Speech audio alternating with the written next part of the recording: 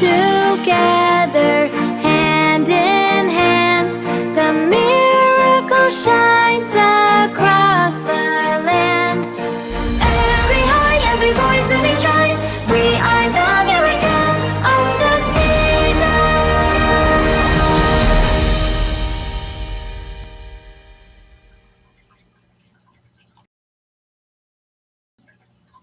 Hey everybody,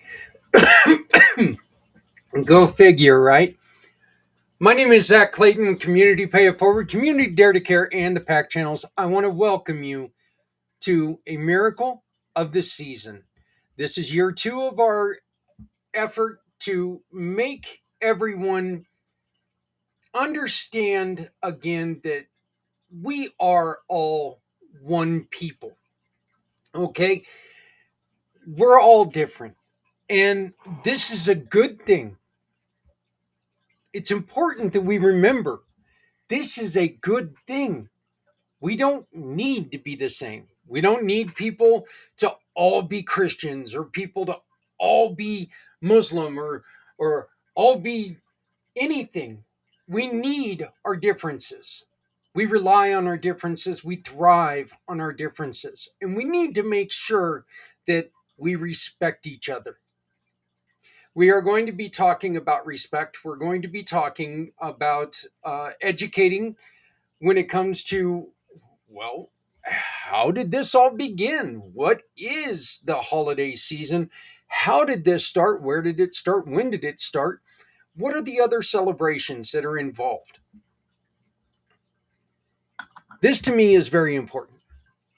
And this is kind of the reason why when this was started, it was important that it was non exclusive, that it was all inclusive, that everyone could come on here and talk about who they are, what they celebrate, why they celebrate it, what does it mean to them. I absolutely never wanted anything to do with one culture or one holiday. I also don't sit there and I don't worry about it if somebody says, well, it's not happy holidays, it's Merry Christmas. If that's the way that you live your life, that's the way you live your life. Okay? I don't think it's necessary to say happy holidays. I do.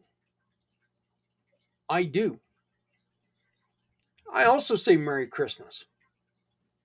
Guess what? If I see somebody shopping in the Christmas aisle, I'm going to say Merry Christmas to them. Chances are they celebrate Christmas.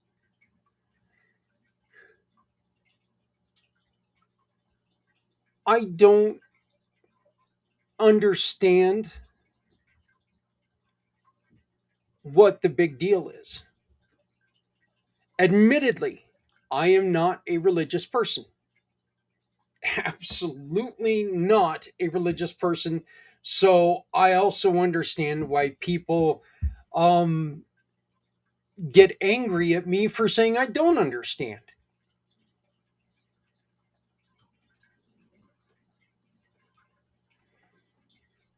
I do understand a lot of the history of why Christmas is where it is, why the Christians first put Christmas where it is. And it was in order to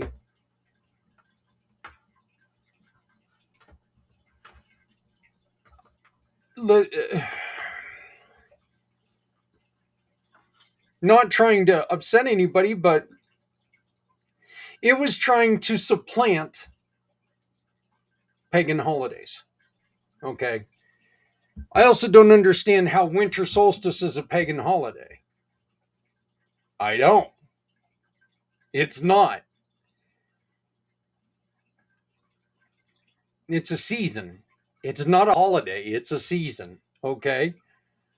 Um, a lot of things were around before Christmas, and we're going to talk about some of them. I also want to ask for your attention and your help. If I miss something that is celebrated by you and your culture, please let me know about it. I am not leaving anything out intentionally.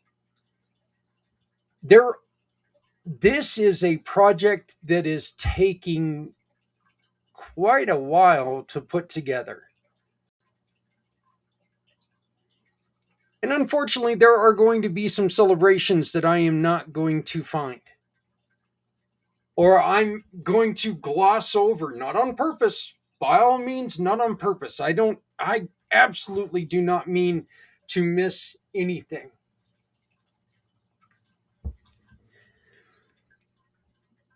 We've got some people who turned in videos,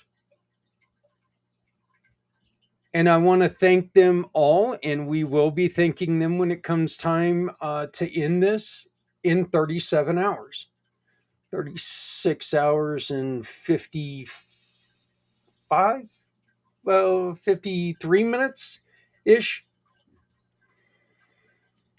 We will be thanking everyone.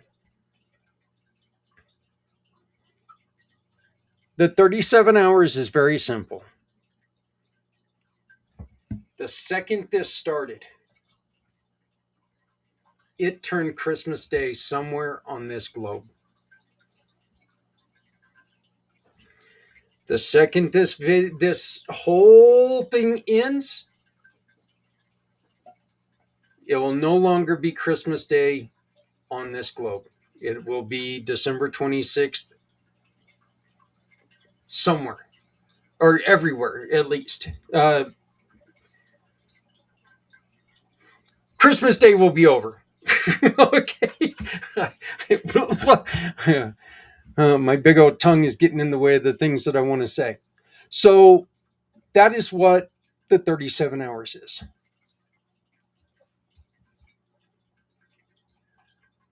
We are trying to educate, we're trying to entertain, and we're trying to teach and explore.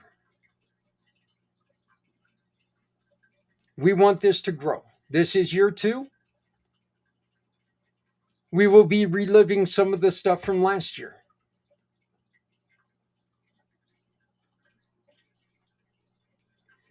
We will be adding some new stuff this year. I will be doing a rundown of a good majority of the seasons.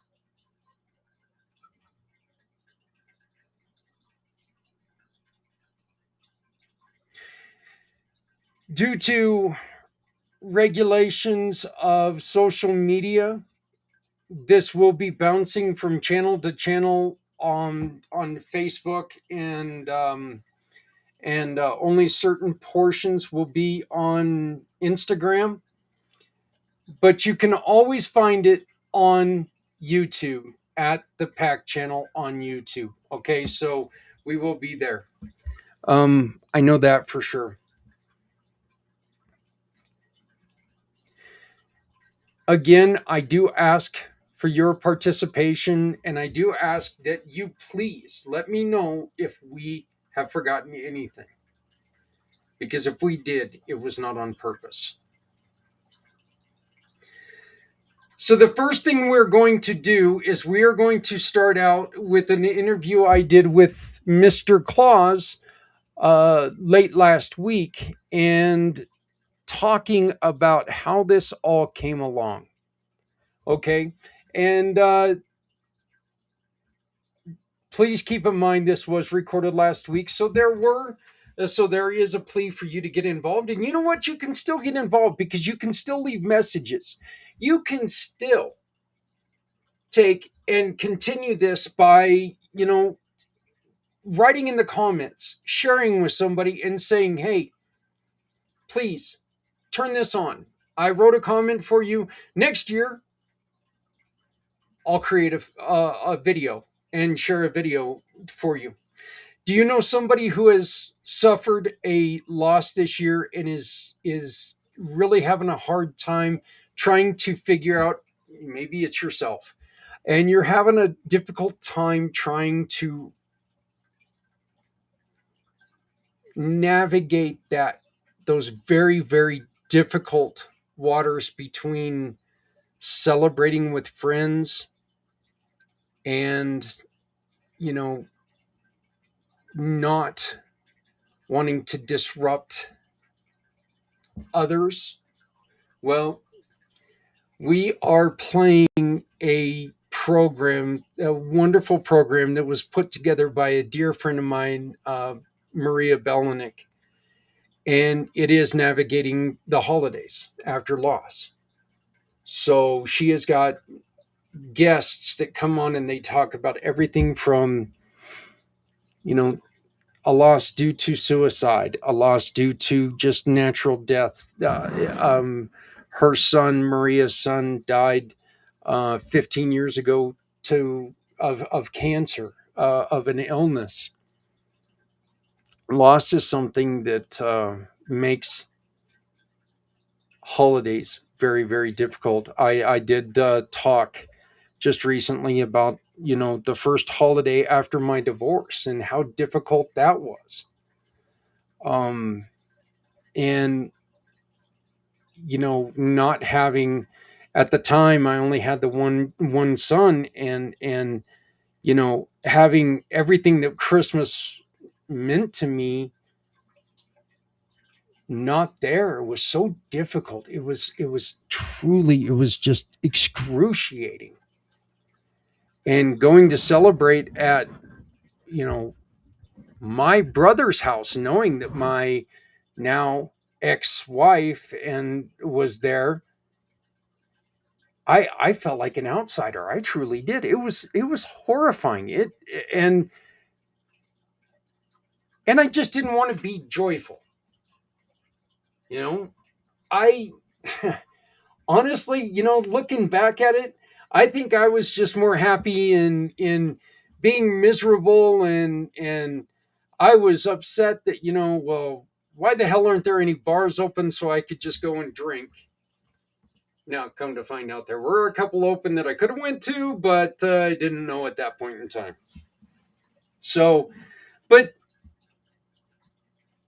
if I would have had something like this wonderful program put together by Maria, maybe I could have dealt with it a little bit better. Well, saying that, I could have dealt with it a hell of a lot better regardless. But I was young and I didn't know what to do. I was inexperienced, honestly.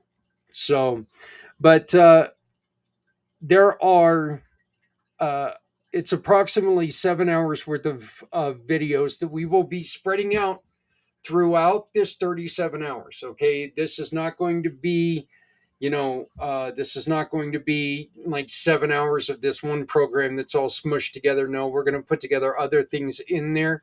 And this will loop more than once. Unfortunately, we do not have the 37 hours of new materials. So this will loop at least 3 times throughout this 37 hours. I believe that we might be able to stretch it into 10 hours, what we've got, so it'll loop 3 times. And so it'll give you plenty of time to watch no matter where you're at. We are still adding things to it. I am, of course, recording this a couple days early. It is currently the 22nd. So, and I am just now starting to record this. So things could surprise me, and who knows? Maybe in the next 24 hours, I get 30 hours worth of recordings and we don't have to loop things. And if that happens, well, great. But you know what? Next year, let's just make sure you get involved with us. And next year, let's just make sure we have 37 fresh hours. That way we never have to loop. But we're going to start this out first with Santa. My interview with Santa. And then we're going to go into an example of, then you'll see a momentary break and you'll have to look down in your social media because it's going to start a new show. Okay. After that show, just slip down to the new show, and you'll see an example of Santa's stories. And this is a story that he created for my grandchildren. And there are this was last year, and you could definitely tell I was struggling to put this together because you can see a couple things pop on, and I didn't know what the hell I was doing. Thankfully, I've gotten a little bit better, so hopefully things will the rest of the show will show up a little bit better. But anything that was recorded last year, I claim to, new at this stuff, new at this game. So don't blame me, put up with me, please. So, but right now, when Santa walks in, hope awakens is this episode. This again was recorded last week, but this will tell you why Santa and I have created the miracle of the season.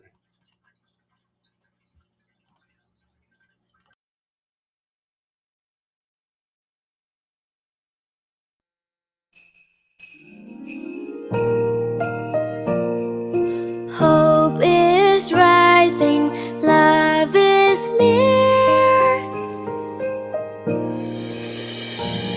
We come together, hand in hand. The miracle shines across the land. Every heart, every voice, every choice. We are the miracle of the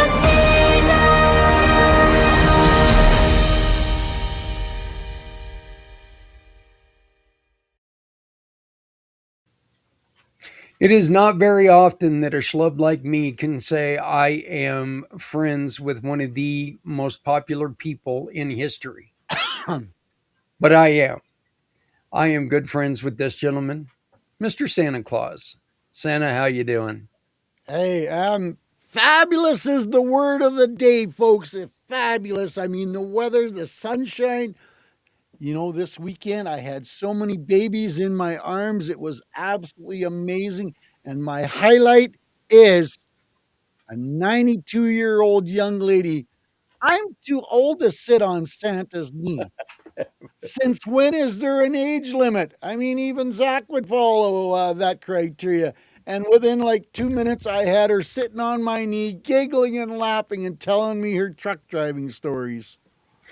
That's great, Santa, except for I would never sit on your lap. I'm sorry, brother, but you wouldn't be able to complete your route. You would be in traction if I were to sit on your lap. So we often say this that I've told Santa that I would have to be one of his elves, except for the elves cannot be fatter than Santa Claus. So, it's just it's an unwritten rule. Folks, I've got Santa Papa John here with us. Are you Santa approved? And we are here because Santa and I are trying to build something. This is our second year doing it.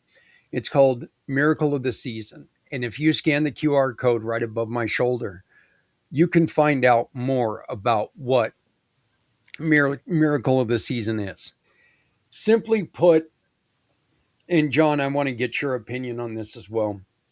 But simply put, we want to see people come together again. We want to see people, regardless of your religion, regardless of your race, regardless of your geographic location, regardless of, who you are, your political affiliation, for God's sakes, no matter who you are, we want people to remember on this, on the day of days, that we need each other. We need each other to survive. We are not, as much as a lot of us like to say, you know what, I'm a loner, I'm all, no, you're not. You can't do it alone. We need to be with each other, and most assuredly, we need to support each other. John? You even live in Colorado, and I won't hold that against you, man. I mean, it's hey, we're competing with you in weather today. It's like 47 degrees in Minnesota. But folks, we need your help. This is, like Zach said, we are on year number 2. We're building something here that is going to be a lot of fun, giggles, laughter, but positive influence for people. Not only military, not only veterans, not only seniors, not only firefighter, police, anybody that works Christmas Day, Christmas Eve, ho, ho, ho, that have to be away from their family. Let's create some stories. Let's create some pictures. Let's create some, you know, I want to share a story with you about my Uncle Bob because he works Christmas Day every year and I love him and I miss him. And it's as simple as that, folks. You can contribute to this amazing, what's the word I want to use? Collaboration of normal people, and I'll say that very loosely, normal people contributing to a greater reason to share why we celebrate the season. You know, John, I loved your example there, okay? Because that really is it's seriously as simple as that. My son and we talk about this and I'm going to be talking about this on Facebook Live tomorrow. I've been putting out live videos in the morning and my son is in Japan.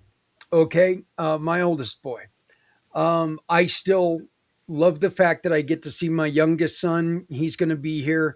I absolutely love him. Plus, he's just got engaged, and I can announce that now because he put it out on Facebook. So he's bringing my new daughter, who's been my daughter for a while anyway. He doesn't know that, but I married them before they married him, before And he there's married him. nothing wrong with that. So, But more but importantly, he's yeah, creating the memories that your family is going to be able to share for many, many years. yeah, and that's exactly it, but I'm going to sit there and I'm going to, create something for my son in Japan. And my son in Japan and we have a a great relationship, but it's kind of a needling you relationship. So what I'm going to do is and he teaches children. Okay, he teaches kindergarten children. So what I'm going to do is I'm going to create a story like my buddy here, John, Papa John, who's going to tell you about that here in a minute. But I'm going to create a story about young Jeffrey for his students. And I am going to embarrass him because it is fun. But it is something that I can do for my son who, you know what? I'm going to feel that pain that he's not here. But I'm also going to celebrate the fact that he is someone, and this is what we can do. We can, there's nothing like them being right beside you, but they can't always be there. But we can do something in order to celebrate that, they're still in your heart. So that is one of the things that I'm doing. Santa, you create stories for people. Why don't you talk a little bit about that? I do, Zach, and I create a custom family story where I will, sorry, where I will say your children's name in the story that I'm actually reading. And I got to say this because everybody loves this little giggle part. Mommy, mommy, daddy, daddy, play it again because Santa said my name. I've told that to so many people, and so many people have come back to me and said, I remember this as a childhood. I remember that as a childhood. And I remember Santa saying my name in some sort, some form, some letter that it makes it special so that the children will remember that people that Santa talked about them, specifically them. And folks, it doesn't take a Santa to say those kind of stories about your children, about your brother, about your sister, and uncle. Maybe they're serving overseas in the military. Thank you for your service. And you want to send a special message. This is how we do it. We're going to put all your stories together, all our stories together, and we're going to create now, figure this one out, 37-hour memorial celebration of stories, memories, and future memories. And why is it 37 hours, Zach? Well, you explain to him because I get a little confused because I'm not doing the math the best that I can. Yeah, well, that's because you're working those 37 hours, and 37 hours equates to. And first off, you can hear one of John's stories by going to his page on our website, communitypayitforward.us, and go to just type in Santa in the search bar. His page is going to pop up. It's going to tell you how your business can become Santa approved. And when that happens, you get to donate to somebody that you care about. So just keep that in mind. But if you play this video, it's a video for my seven grandkids that Papa John created last year. So it is a fantastic story. It's a lot of fun, and I know my grandkids love it. They loved it last year. They already love it again this year. But the 37 hours equates to this, folks. It turns December 25th at 6 o'clock Eastern Standard Time on Christmas Eve on Christmas Islands. Okay, so when it's still 6 o'clock here in the U.S., it turns Christmas Day on Christmas Islands. Okay, and we're gonna start playing the recordings right then because it is Christmas somewhere, and we're gonna continue to play these recordings until 6 a.m.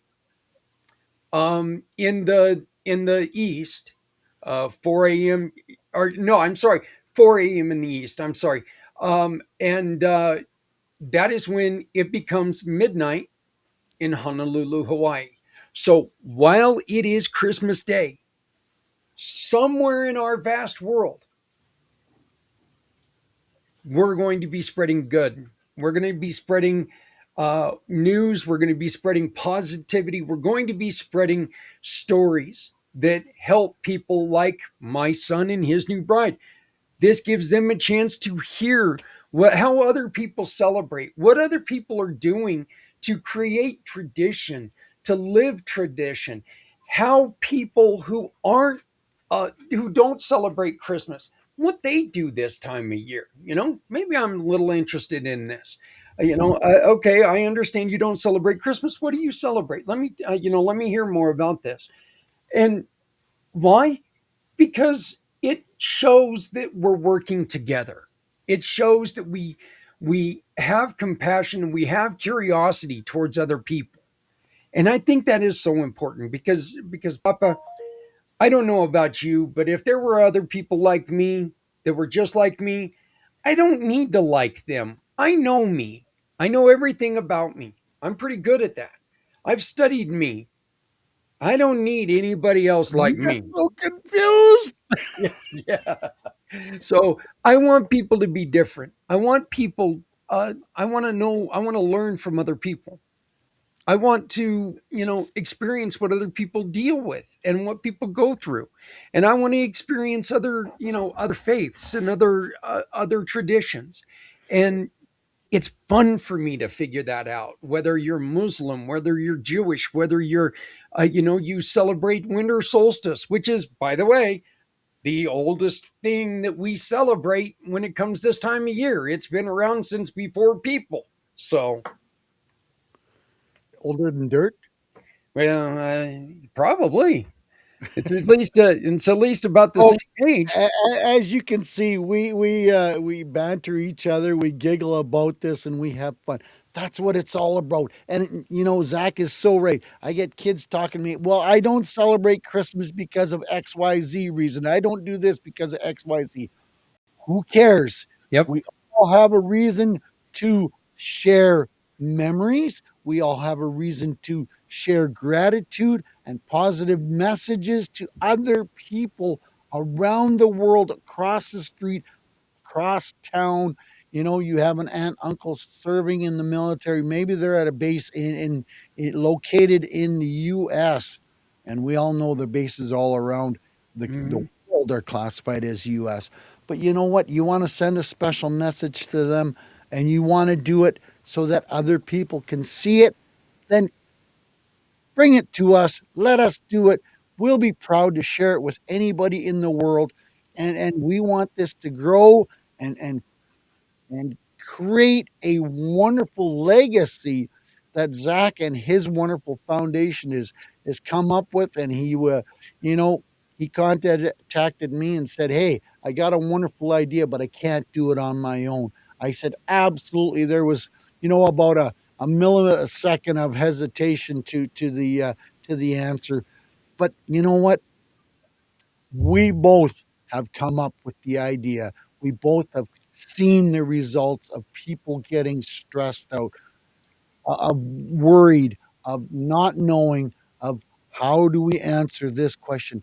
Now, I'm not saying we're going to be able to answer all the questions. No. Oh, that's up to the Almighty upstairs, you know.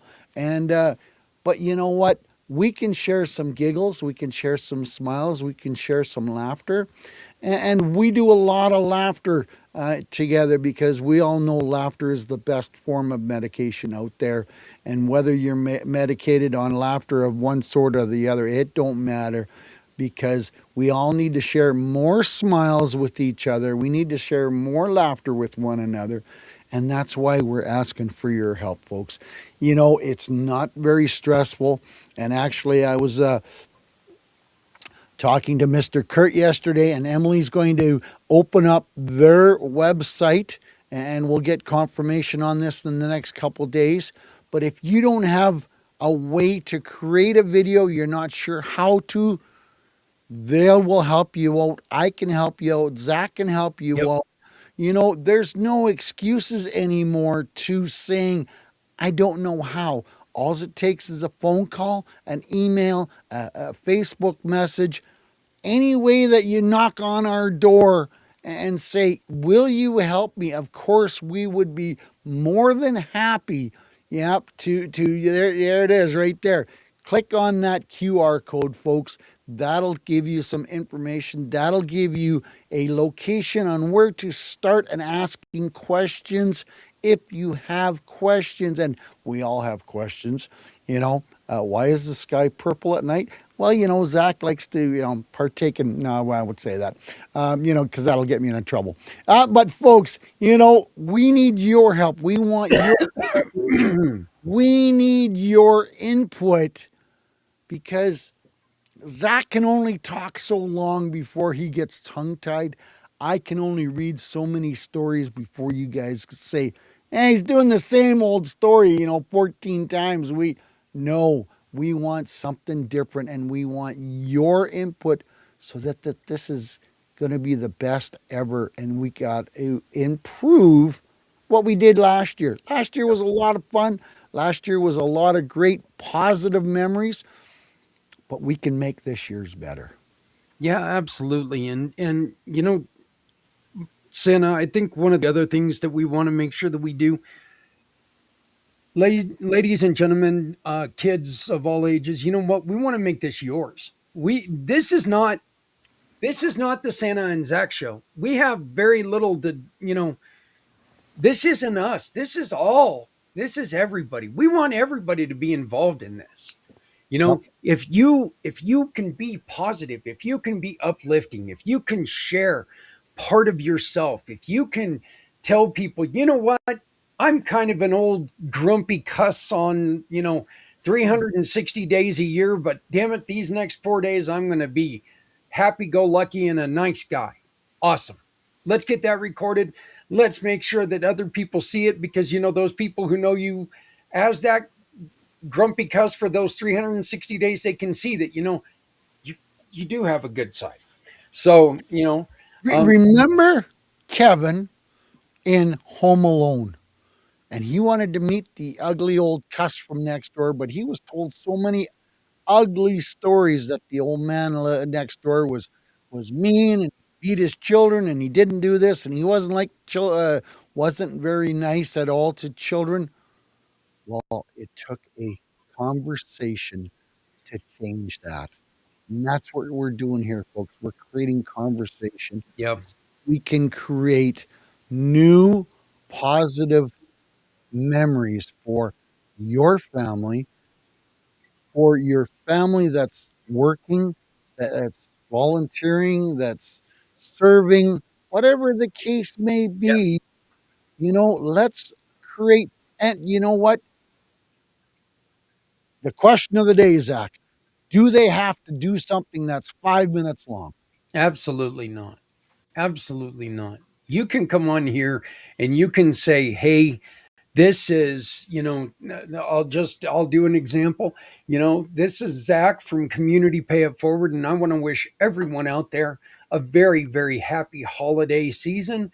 I also want to give a special thanks to all of our heroes, both country and community, and all of those who work hard every day to make sure we can live the best life we can live. That's it. If that's all you want to do, that's it. That's it. There's still positivity, there's still support there, and that is so important for so many people. There are so many people who are out there right now. And Papa, one of the other reasons why we're doing this is because there are people who just feel forgotten. And if we're able to tell people, if we're able to connect Susan to her nephew who's not being able to come and visit the family. We've done something together. You Yep. mentioned, maybe reading a story to your child. We'll make you a deal. You know what? You read that story to that child, we'll put it on air because there are millions of children all over the world that may not be able to ever hear that story unless it's coming out of your mouth. But what we can do is we can take and we can cut that story out for you, and we can email you that story, and your child can have that forever. Forever. They can have that story forever. And we will do that because it's something that is hopefully going to change everything and just bring humanity together for a little bit. We're, as much as we'd like to say we're out here to change the world, well, we are. But we're going to start with one day, one cycle of this moon, one day. And we're going to do this and we're going to do it together. But for us to be able to do it, we need your help. And absolutely, folks, remember, there's no time limits to your videos. There's no excuses for you not to submit a video. We want to take your ideas and put them as part of the big puzzle. Now, we can't build this puzzle if we've only got two sets of pieces or six sets of pieces. We need your contributions to make this a very hmm, let's throw the big name in here. Remember the Jerry Lewis telethon? Yeah. He relied on actors, comedians, dancers, jugglers to make that a success, but it was all the contributing parts that made it a success. It wasn't because he was an incredible entertainer and he was an incredible MC. It was because he was able to put the pieces of the puzzle together in the right places. Now, we're going to take all the different pieces of the puzzle, but you got to throw the pieces of puzzles at us. So, folks, we're going to reach out and we're going to stretch this and we're going to do this video every single day for the next 8 days. And you're going to see it all over my video feed. And I've got well over 100,000 followers on 11 different platforms. And Zach's got many multiples on his platform. And you're going to see this and you're going to hear us and you're going to be asking and you're going to go, how can I help? QR code over here, this side over here, that QR code over there is going to give you some answers, give you some Ideas. ideas. There you go. Thanks, Zach. on how to get a hold of us and how you can contribute. Yeah, and John, you also brought up another point that, well, one of the things that we're asking people is if you need our help to record for you, record you for you. What we're asking for is if you can make a $10 donation, that way we can put books into the hospitals here in northern Colorado. That's another thing that we're wanting to ask. If you want to make a difference closer to home, take and go out and buy a couple brand new books. Take and sign from your family on the inside cover and take them and drop them off at your local hospitals. The volunteers are going to give those books to the kids as they come into the hospital. Again, this is something that may not seem like much to you, but think back when you were in the hospital, even as an adult, and you're sitting there and you're watching an episode of Law and Order for the 15,000th time. And you're like going, good God, what I would do for something different to do. It was 15,001. Yeah. So, uh, you know, this is something that those kids who are already scared, who are already uncomfortable, who are already going through, possibly the worst time in their life, they're going to see something. They're going to open that cover and they're always going to remember that there was somebody in their community who cared enough to get them something when they were going through a very tough time. Look, these are the kind of things that we're trying to get going here. We're not trying to get them going, all right? We've already dropped off two boxes of books to two hospitals here in northern Colorado. These aren't things we're trying to get started. These are things that we're starting. And it's just so much easier if we have you to come along with us. We need Yeah. you. We need you. And more importantly, we want you to join with us. We want you to be along on this ride. There's even a place on this form where you can give us other suggestions. You know, hey, this is a community project. This isn't this isn't for John and I to sit here and get rich on. We're not asking you, I'm asking for a $10 donation if we record you. If you want to make a donation, perfect. It's going to go to helping kids. That's it. You Yep. know, this is what we're doing to try to make this and help your story get to the people who need to hear you the most. And these are people who may not even know that they need to hear you. So it is amazing how sometimes you overhear somebody say something and you're like going, oh my God, that's what I've been looking for. We can't have that oh my God moment if we all sit on our tongues, if we're all, And buttoned up and shut. taking that to the next step, folks, when you see this video over the next 8 days, share it to your family and friends, share it to your contacts, because this is not for Zach and I. This is for you guys. This is for the people that can't be at home on Christmas. And we want to bring some happiness. We want to bring some smiles. We want some gratitude that we made a difference, but we need your help to make that difference a reality. So when you see this video and you're watching this video, please share it out. Share it with all your contacts.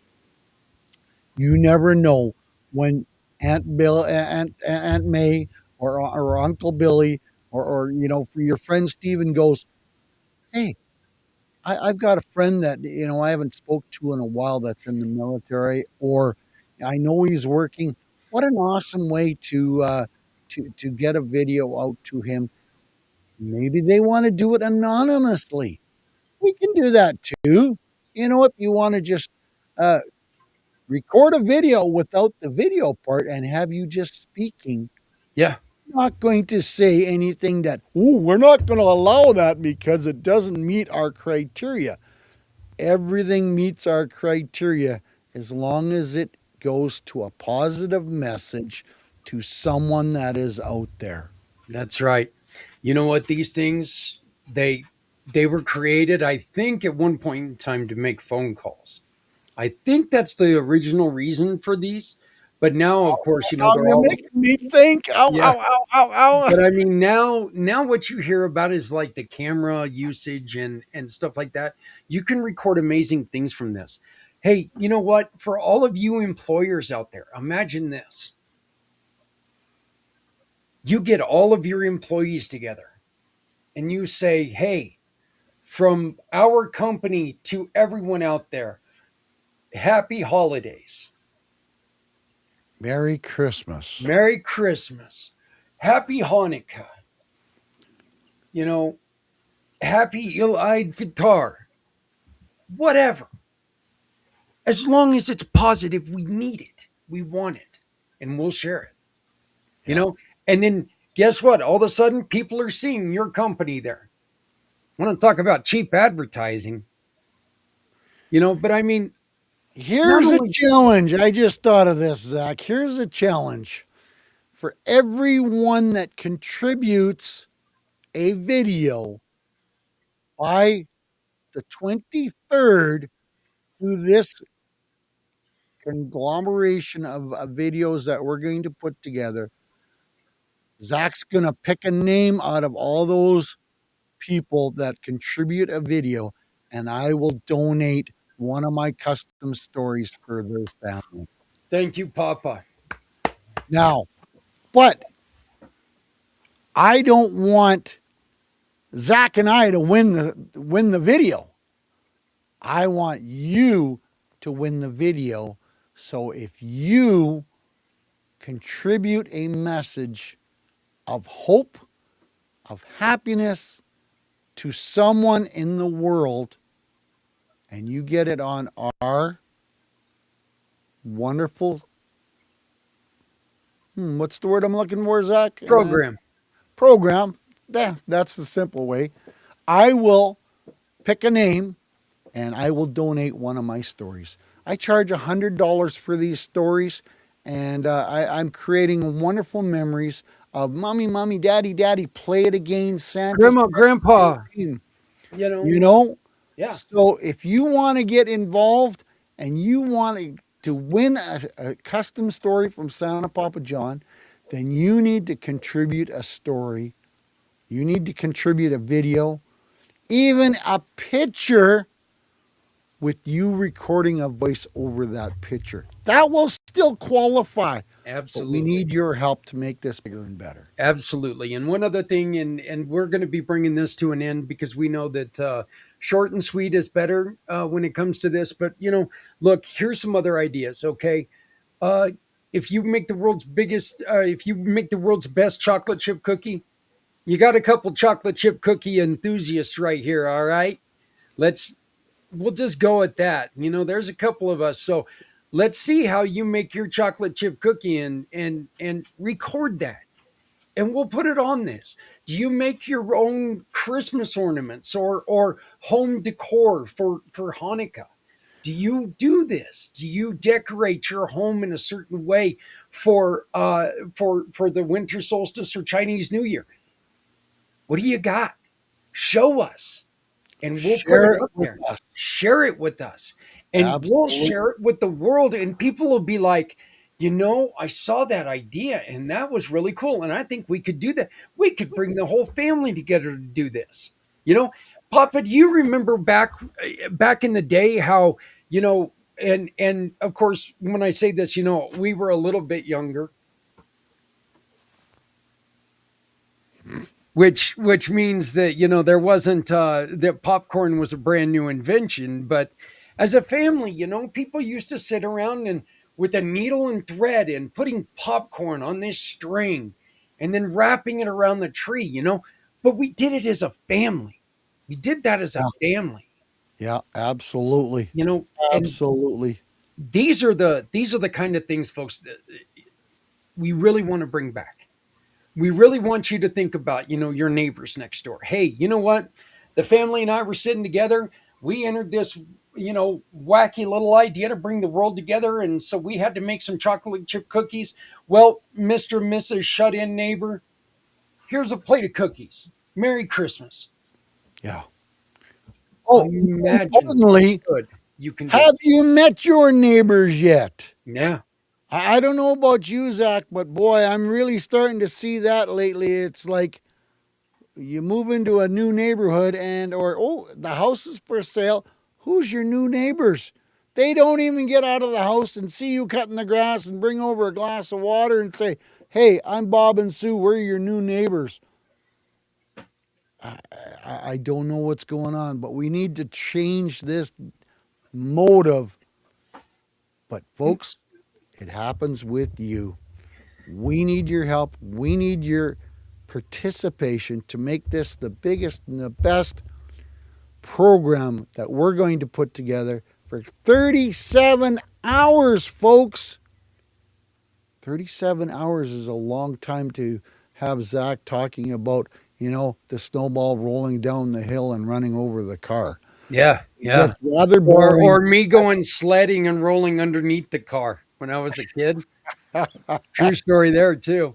Papa Johnny, it was kind of funny because you bring that up, and actually, we just got new neighbors here, and I met them, and it was right before Halloween that they moved in, and I gave they've got a little boy, and I gave him a pumpkin out of our garden, because it's right before Halloween, so I gave him a pumpkin that they could take and create jack o' lantern for, because I knew they had enough stuff to go.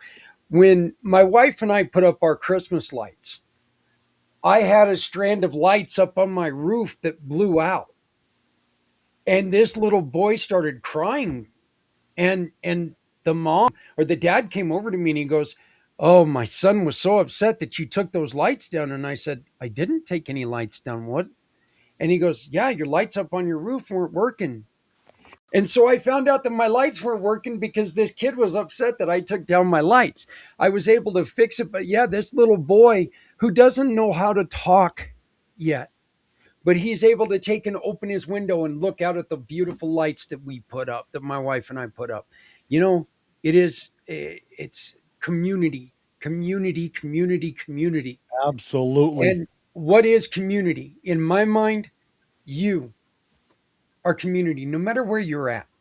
We're Yep. all in this life. We're all in this funky little rock ball, all of us. And with technology like this, it's Yep. eliminated boundaries, it's eliminated miles, and it's eliminated excuses. Good point.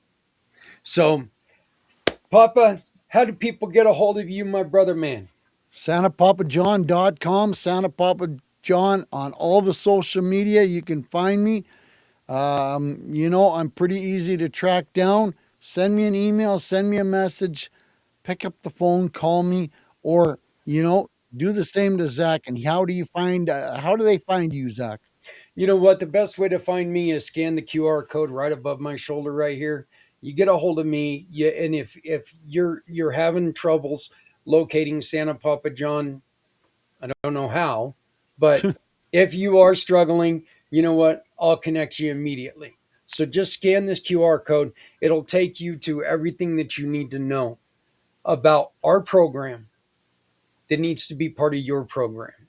Look, our goal is to make you the miracle of someone's season. So please join Santa and myself, join all the people in this globe of ours, and let's really, really prove that we're in this together. Let's really make a difference for people. So, but thank you very much. Please like, share, subscribe to everything. So no matter where you see this, copy it, send it to a friend. Make a competition. Let's see how many businesses can get their employees involved. Let's do this and win yourself a custom story. And that way you have something already wrapped under the next year's tree for your kids or your grandkids. So for Santa Papa John, my name is Zak Clayton. from Community Pay It Forward. Happy holidays, happy Hanukkah, Merry Christmas. You, oh, I always screw this up. And Z actually taught me this. Happy Eid, instead of me trying to. It's Eid al-Fitr, is the Muslim. It's Okay. which is it's actually over right now, but it's in early December. But yeah, so it is the Muslim, or November even. But it's the Muslim celebration. So, and it's a celebration of light, which you're going to learn more about them. Those are one of the videos that I am going to be making, is about all of these different celebrations. So, Hey, talking about lately, I know we're really coming to the crunch line, but lately all these amazing houses with these light displays have been popping up all over my feed. If you have one of those, create a little video, send it to us. Those put a big smile on my face because I know the effort that it takes to get those put up and put on place and then to coordinate them to music. Absolutely brilliant. yeah, yeah, and think about this. You also give him an extra way to, view those houses for a landing spot. So Oh, ho, ho. I extra, like the way you're thinking there, brother. give him an extra Bullseye. planning device. So, but anyway, hey everybody, for Santa, Papa John, for Zak Clayton, for Community Pay It Forward, for Are You Santa Improved, and for all of our families, happy holidays. We really hope to be seeing you. Scan the code, become involved. Let's do this, because no one has to go it alone when we all come together. Thank you very much.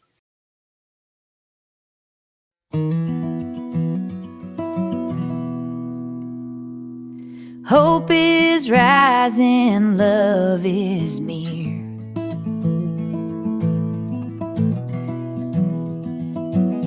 We come together hand in hand, hand in hand. A miracle shines across the land. Every heart, every voice, every choice, we are the miracle of the sea. Okay, Look, folks, so I don't say this like.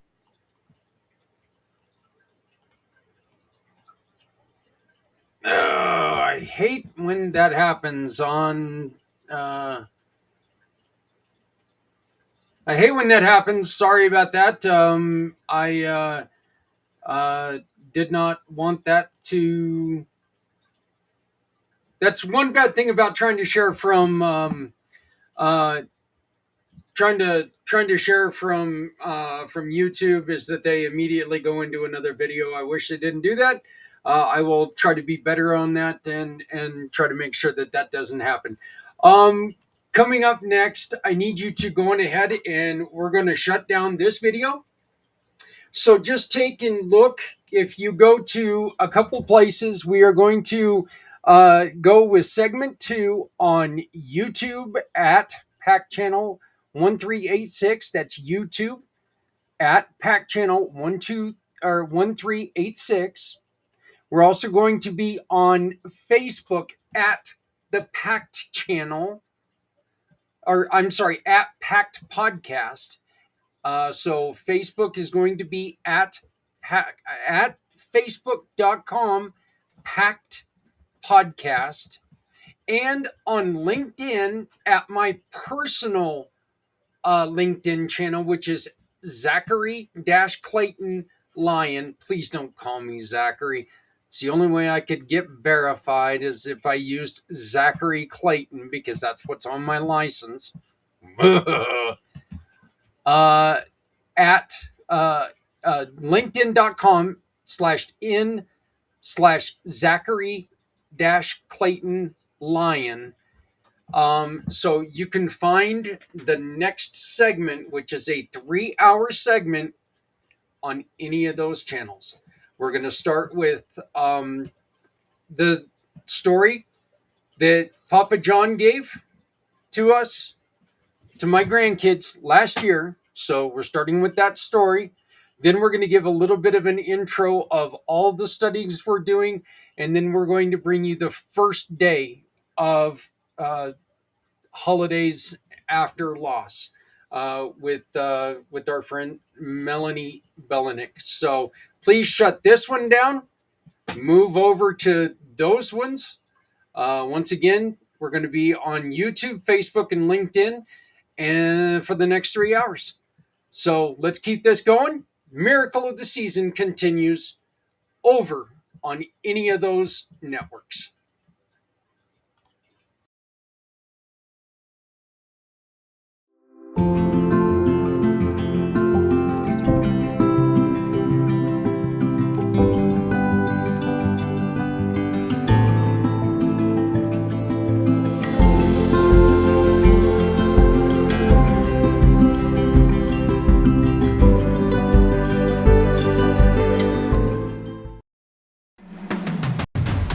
This wall took 2,500 years to build. We don't have that long. That's why your support means so much. Please, donate or volunteer and join the Community Partner Honor Wall. Because community takes us all. So please, join us today. What if every small business purchase counts? What if every purchase could change a life? With Community Pay It Forward, your business becomes a force for good. Join the movement. Get listed. Make impact with every transaction, new customers. Your business, their mission. One app, one community. Download now at communitypayitforward.us. Hi everyone, my name is Lynn Sabulski. Happy holidays, and today I'm going to share with you my favorite childhood Christmas story. The Lights on the Christmas Tree by Florence Page Jacques. Once, the Christmas tree lights were not lights at all. They were the colors in the rainbow, just an everyday rainbow, the good kind you see in the sky after a rain. When Santa Claus made the very first Christmas tree, it was easy to see that he needed a rainbow for a decoration because he had only white decorations. He lived at the North Pole then, as he does now, and when he had powdered the tree with snow and hung icicles all over it and tied snowballs on the ends of the branches, he looked at it and said, "Nah, it's pretty, but it ought to have some color on it. It needs some red and green and blue and gold."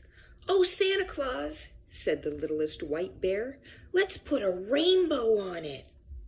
"That's just what it needs," Santa Claus agreed. "I'll send the biggest white bear to get one." "Oh," said the littlest white bear. He was so disappointed that tears came to his eyes. "I was the one who thought of the rainbow. I thought you might let me find it." "All right then," Santa Claus said kindly, "but you must be very careful. Rainbows are easy to break, so you must take care not to drop it." "Oh, I will be careful," promised the littlest bear, and he ran and ran on his little legs until he found the most beautiful rainbow. Then he picked it up and hung it over his back and went home to Santa Claus, walking very carefully.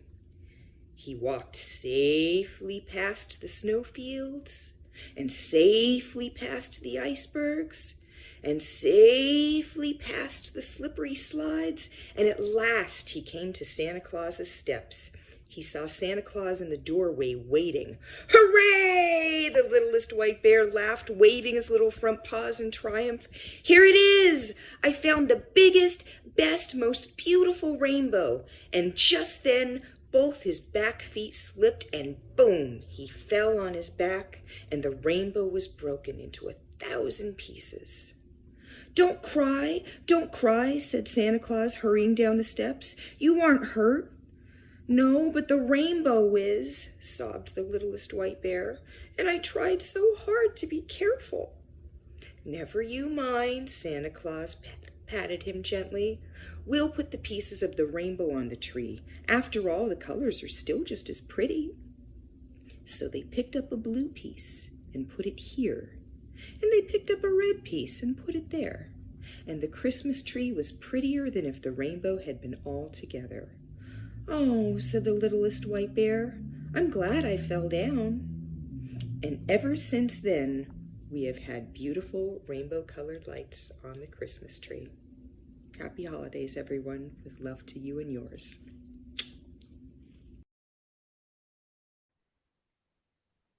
Hey everybody, Zach here with Maria. I am so thrilled to get Maria on, and Maria being part of the miracle of the season. And partly one of the biggest reasons is Maria has a distinctive attribution to this because she deals with people in different cultures all the time. And Maria, you really are putting a focus on us treating humans like humans and bringing humanity back, and the treating everybody with compassion and dignity and human rights. So first off, why don't you tell us a little bit about your program and tell us a little bit about what you guys do. Okay, thank you, Zach. I'm so happy to be here with you, and I always enjoy our conversation every single time. So my background is with human resources and leadership, but also with funerals. And to be a funeral representative at various funerals like Christian, Muslim, Buddhist, Hindu, Sikh, and also secular ceremonies. So I've attended more than 1,500 funerals, and I've casketed more than 3,000 people.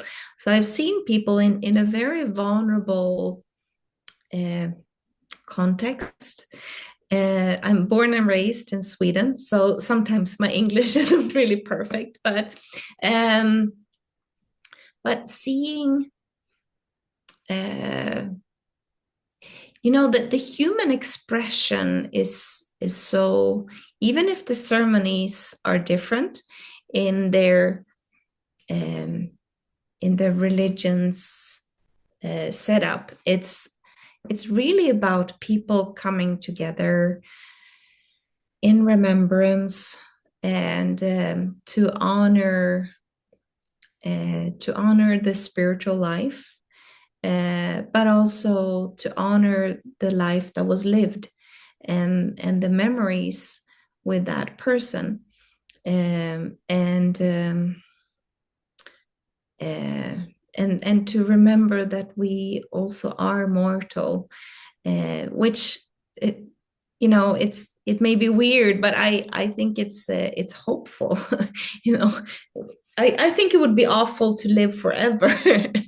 But I do too. But to honor, because it's really about the preciousness of life and to honor life, and how the emotions is so human. It's about grief. It's about sometimes to acknowledge what was not said, what was not done, what we as living did or did not do, or what the one who died did or did not do, and the loss of someone. Sometimes it's hate, sometimes it's anger and frustration of life and unfairness, and sometimes it's relief and hopefulness about and gratitude for life. And when I just 10 years ago, I wrote the book, State of Grace, Human Rights and Human Obligations. And that's the foundation of the work that we're creating now, is the human constitution, that we are born with rights and that we all need to mature with our responsibilities. So it's about to be very mindful about our emotion and to acknowledge our emotion, and to strive to mature, to grow in our emotion. And what I mean by that is to grow with our emotions is also like, the flexibility of emotions. I remember when my mom died in 2009, and I was, diving into this grieving process and fully embracing that, and screaming. I said to my brother, I just need to be alone. And then I went into one of the bedroom, and I was screaming and shouting, and crying and crying, and until I sort of like wrenched out my emotions, and to come to peace. And the irony of this, or the gratitude of this, is in 2023 I received the Ambassador for World Peace Award. And that's also where I talked about that peace in the world starts from within. So it's really about to come to peace with ourselves, and to make peace with our relations. And sometimes the peace is about to set boundaries, to say no. And or sometimes it's to lessen the boundaries and to relax a little bit more.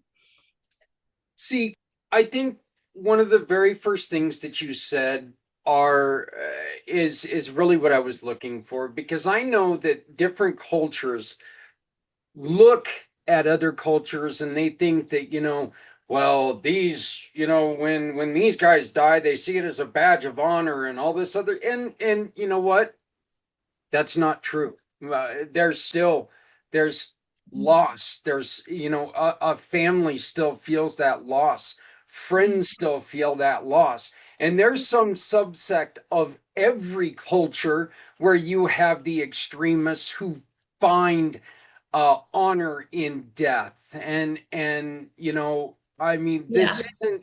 this isn't in most of the world, most generally, we're not out there like the Norse people were way back, where dying in battle was an In honor. the 800th century, Right, yes. right, Yeah, yeah. we You were know, conquering.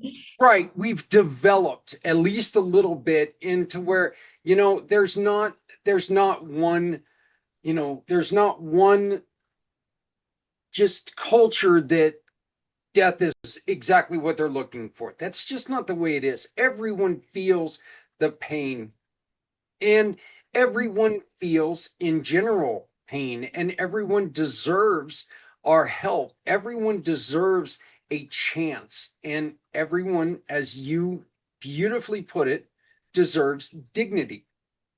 Everyone deserves the human right to live and to be themselves. Yeah. And even with the Buddhist and the Hindu mindset of,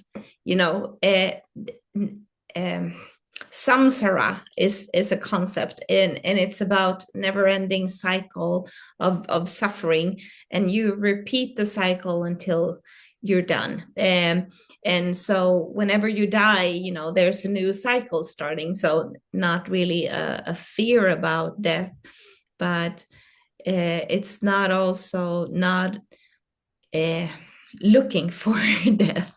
Uh, but and dignity is really a core value for me. It's for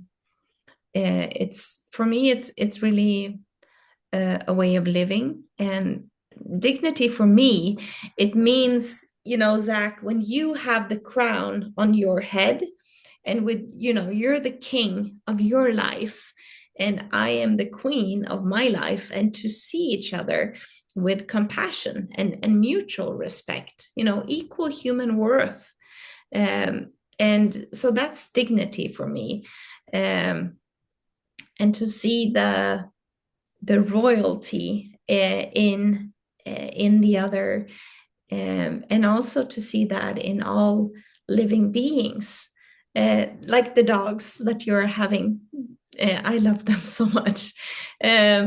and the dignity and, compassion with all life. It, you made a mention of it earlier. Just the thought of living forever. Oh God, I honestly, I think I would rather try to eat soup with chopsticks than live forever. I really would. Yeah. It to me is just would be a challenge, and I'm not, I'm not one that fears the end, but I don't wish it upon myself or anyone else. Right. And I feel that whereas I am not a religious person, I feel that everyone I meet has potential to do miraculous things for someone else.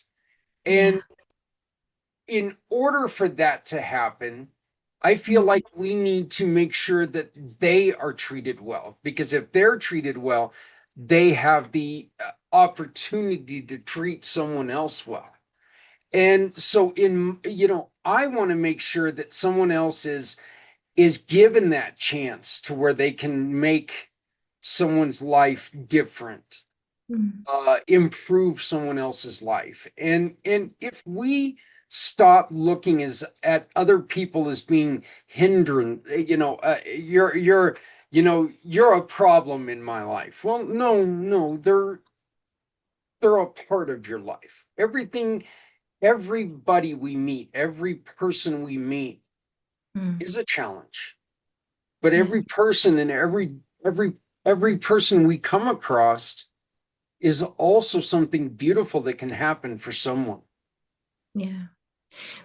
And what you're talking, and I'm thinking about what you're saying, and the first three principles about the human constitution is stating that we're born with rights, and we all mature and to grow and to broaden perspectives with our responsibilities. So the first three principles is body, emotion, and thought. And what we started to talk about was, the emotional right, that we have the right to, the whole spectrum of emotions. And we also have the right to our thoughts, and also responsibility for our thoughts, and trying to mature, trying to sort out, what is the facts here really, and what is all our interpretation of the situation. And in the overlap of the facts and all the interpretation is drama. So whenever we are experiencing drama, there is always, something that we're mixing up of, what are the facts? Like, water is wet. We're born, we live, we die. Uh, just facts. And then the interpretation of, he said that, she said that, and that means they don't love me, that means they hate me, that means whatever they said is what they said. And then our interpretation of what they meant with that, and that people want to harm us, or they want ill intent, uh, uh, is that's where the drama begins. And when we can sort out the facts and live more with the facts, they said that, maybe they meant that, maybe they didn't mean that. my interpretation of the situation is creating, and also, whenever we are pointing at someone, we have three fingers pointing to ourselves. Yep. So whatever we are interpreting with others might have something to do with us also. It might have. And to just be curious about that, because that's how we grow. And that's how we also release the drama, to release this entangled emotions of hurt. And like I said, sometimes it's to set boundaries. It, I wonder sometimes if we have just become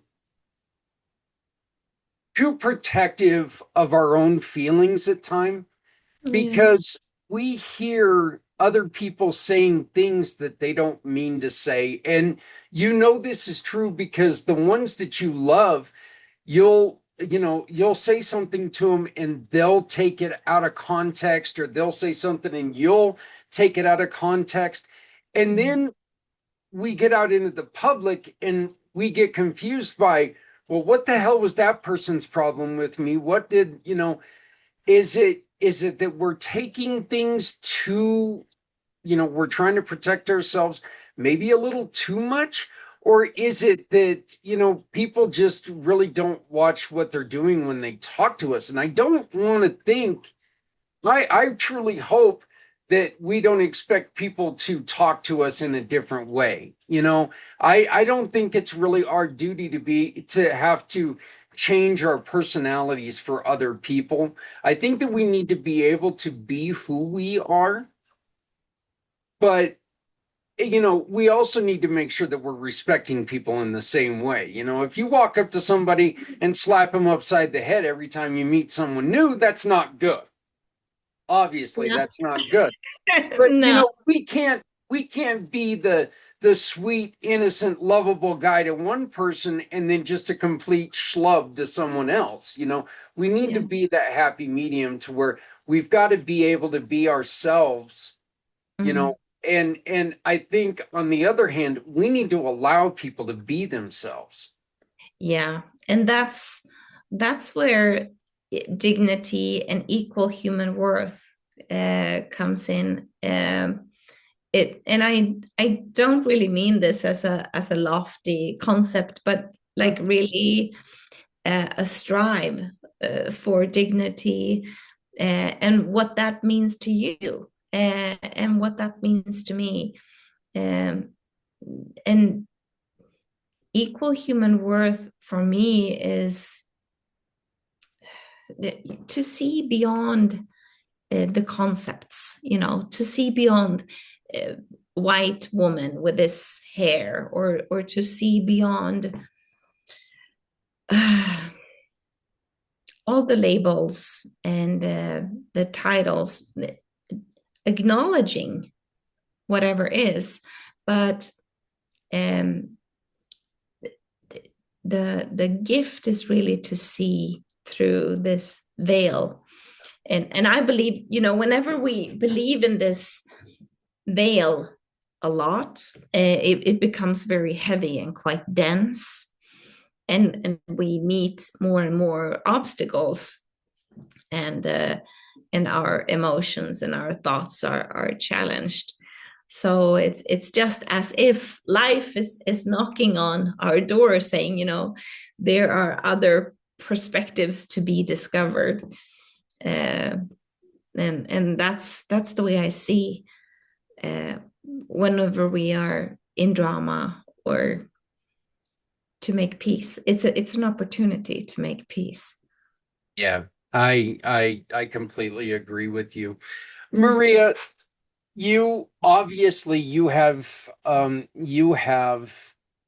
experience with many different cultures. Does it make how you celebrate this time of year different? Hmm. Uh, no, not really. I'm just with my family, and we have nice foods, and we enjoy each other's company, and just we have gifts, but it's not extravagant or lavish, but it's just no. You, In Sweden, during Christmas, in Sweden, since I think it's the end of the 60s, people, all the kids used to watch Donald Duck. I don't know if you heard about this. oh no. Back then, it was very cartoons were, we had like two channels and Yeah. one, yeah, it was way back when. And so that's still a tradition that is running at 3 o'clock in the afternoon. Everyone watches Donald Duck. It's actually funny now. You listen to kids talking about, well, there's nothing on TV, and you remember back to where we here in the States we had ABC, Literally. CBS, NBC, and you just look at these kids and go, "Shut up! What is Yeah, your problem?" yeah, You guys have networks built around nothing but cartoons. You know, yeah, we yeah, had soap operas. We didn't yeah. until after school, and then we got the cartoons. Saturdays, I do miss Saturdays. Having that day Mhm. full of the mornings that were nothing but cartoons. I miss those times, because we had some of those. But we doing a lot of studying and seeing some of the things that came out of your side of the world with like the Yule and Odin's celebration, and Odin be a precursor to Santa Claus. Oh Um yeah, that's and right. Yeah, yeah, because before Santa Claus flew through the air, Odin flew through the air. And right. and so, doing a And lot of these Thor. studies Yeah. for this event, it was really neat seeing how they took all this Saturnalia and all these things and squished Christmas together at one point in time. And then of course we let culture take and separate it a little bit, but then we decided, no, no, no, no, we're going to bring it back together the way it was like it. And I make a statement a little bit later on that I don't like over religious celebrations because I'm not a religious person. But the I also don't like the salesy aspect of Christmas either. I'm like you. A Mm. good Christmas is any time I can look across the table and see family. Yeah. And I don't care if we give each other handmade gifts. I don't care if we buy each other something. As long as that person is across from me and Mm. we're able to sit there and have a conversation. That's Mm. what that's what the holidays are to me.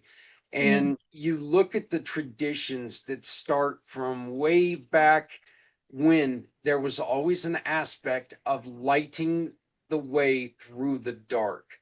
And to Mm. do that, we need the community. Yeah. And Zach, let me tell you, it's dark here in Scandinavia now, because the earth is tilting. So during the winter season, like right now, the sun is rising like 9:30-ish. It depends on where in Scandinavia. Scandinavia is just as long as California, actually. So in the way north, then it's even later. But so the sun rises ish 10 9:30, and then it sets at 2:30. So and during that time it's not really light, it's more like a dusk, because the humidity is making like a big gray cloud, so there's not a lot of sun either. So vitamin D is helping, and that's also culturally, when people move here, to become aware of that, because it's especially for people with darker skin, it's even more D vitamin deficiency, and depression, really. So and what I do love about the Scandinavian cultural is the curiosity, and the openness of um, other cultures, and to especially, well, maybe not cultural, but more tech-ish, to be curious about, the next new thing. We are in Scandinavia early adapters of any new tech, first on it, um, and I think it's the curiosity is important. And that was another thing that through the studyings of everything that the people in Scandinavia and the people further north, they had to deal with it. You're bringing the celebrations were so important because they're in a time of very little light, and if you didn't have that community together, and if you didn't have the feasting and the celebrations and the symbolism of lighting Yeah, the dark yeah, and Lucia. rebirth, and Yeah. the evergreen trees, which are Christmas trees, come from your side of the world, uh, Yeah. to have something that lives through the dark, the fir tree that lives through all the darkness and the harshness that comes from. And then we at one point in time having a religion that came in and wanted to shut all that down, and they're saying, no, this is all about this is all about Christ. It was a trying time for people, and that's one of the reasons why a religion, the Norse and the pagan religion, stuck around a little bit longer, because they needed that celebration because of the shorter days and stuff, the less you know the less the lack of light, and just to keep the spirit up. It's we we here in America, right now, the sun comes up at about 6:30 in the morning and goes down at like maybe 4:35 at night, and we're like, Lovely. where's the sun? So it's like, what that's happened that's like, here? oh, Yeah, that's so lovely. yeah, yeah. You're sitting there going, "God, we haven't seen the sun in 3 days." But I mean, it Right, is right. it uh it and we do sometimes we forget how spoiled we are with everything. And I live, here in the state. I live in a state that's known for skiing and winter and all this stuff. It snowed once so Yeah. far this year. Once. That's it. For a day, it snowed. And yesterday, it was 70 degrees. It is Mm. December 22nd, and it's 70 degrees. Okay. Yeah. Which is dangerous when you think about it, but it is what it is. But I mean, we have such beautiful weather here, and it makes me sit there and think about what you guys go through, and I'm like, oh God. So, what are some of the like the older traditions, Maria, that you and your family hang on to? What are some of the memories that you have from back when you were growing up, and that you are teaching your daughter now, or you have taught your daughter and you guys celebrate? Yeah. When you're talking about the snow, and the change here is so obvious, because when I grew up, we had snow up until here, and I have pictures and pictures of me and my brother when we were, we needed to have the overall, and the very warm hat, and you couldn't survive without the mittens because you would freeze your hands. So you could try it for like 15 minutes, but then so to be very warmly dressed was really, uh, it sounds dramatic, but survival really. And now it's the same here in Sweden. My daughter, she's around her 20s, and she hasn't seen that much snow in her life. Like, we were up skiing, and then she experienced that much snow, but it's rare. It is changing, but I think my message is really about the human constitution, and how we need to come together and look at what can we really affect. The seventh principle is about our collective rights and responsibilities, and to unite, which is also acknowledging that collectively we are born with rights, and we all need to grow with our collective responsibilities to look at what can we do, how, pollution, how we are affecting the planet, with how we are treating other life forms, and how we are treating one another. Mm-hmm. And in Sweden, we have I would say in Europe in general, it's very focused on recycling, and I know America is also catching up. I know, and I was really happy to see how. But I think, and my point with that is really, the pollution and how we treat the planet, and that our resources are not endless. So it's to be more compassionate and care about how we use the resources that we have. Yeah. And we've become so much smarter with some of the recycling stuff that, the Innovation. yeah, innovation has Yeah. become wonderful. There are some things that are recycled that, are made better than it was originally. Mm. I would go to say that there are some things that just shouldn't be made, like the paper straws. I'm sorry, but those things are awful. They Yeah. truly are. Well, The yeah. Yeah. metal straws, those are okay, but I Yeah. have a bad habit of hitting my mouth with straws, so But I try to avoid I'm them just altogether. curious, why straws to begin with? Like, Don't what's up I? with that?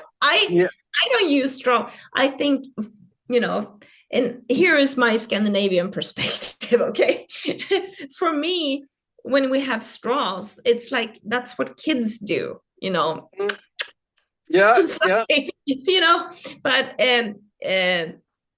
I don't know. I don't think straws are really necessary. Straws for me are an invitation to drink a drink very, very fast. If I have a straw in a drink, I can down it instantly without a breath. Yeah, It's gotcha. here and then it's gone. That's it. Yeah, And yeah. so straws to me are just dangerous. I mean, unless I have a fountain right next to me, all I'm doing is just drinking constantly. So yeah, I try to stay away from them now.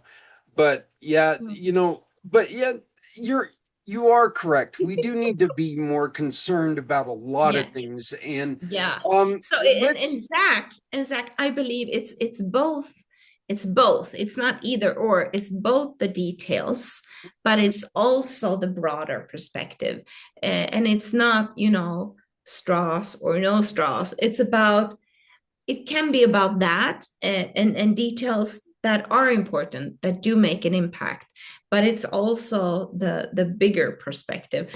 I saw one of the short clips, and it was this lady, and she was walking around in the store, and everything that she put in the cart was plastic wrapping, right? It was the meat, it was plastic, and it was the fruits, it was plastic wrapping, and it was the vegetables, and and then she came to the cashier, and then to save the planet and from plastic, that's why we charge extra for the plastic bag.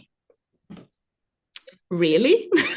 yep. Are we serious here now for the plastic bag? But the point being, the innovation. I believe in humanity, Zach. I believe we already have the solutions, but we need to collaborate better, and we need to find those solutions, and to see, what can we do? I What I what solutions loved are out there? I Yeah. love that last thing you just said. You know what? The truth is, humans have been around for a day or two.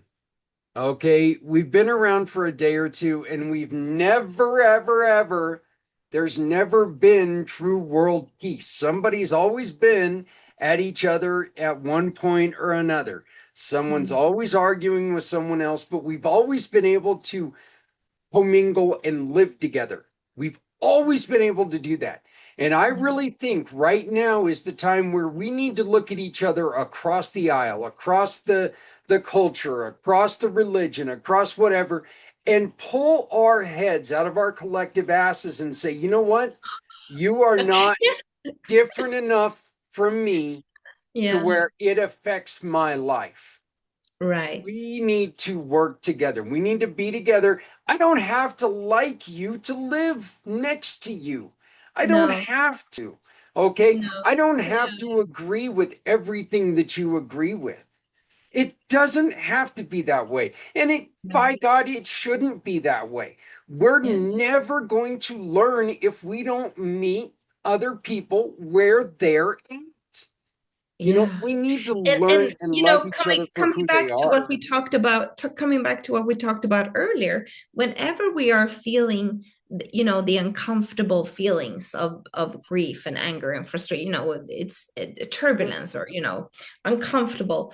It's as if life is knocking on our door, saying there are other aspects to be discovered, because whatever we are pointing to others, you know, I don't like you because you are like that, and whatever I am saying, I have three fingers pointing to myself, and to be a little bit more reflective on, why do I feel so strongly about that? What is it about me? Is that true for me also? Or maybe the opposite is true. Maybe I am triggered by someone who I find so greedy, because I have no boundaries. You see? Like and or the other way around. Or I'm you're triggered. afraid of your own boundaries. Yeah. So, Yeah. you know, Right. and Right. Maria, that is the miracle of the season. That's what we're trying to do. Look, most of the time that we point at somebody going, "Ooh, I don't like you," because it's because of fear. It's because of ignorance. We don't understand each other. And I'm not saying ignorance on as, you know, I'm not calling anybody individually ignorant. I am just saying we don't take the time to Yeah. learn to love each other because we don't take the time to learn about each other anymore. You know, Right. we've got these wonderful things to where, you know, we don't have to go out and talk to our neighbor because I can talk to the beautiful Maria Dolorez halfway across the world right now.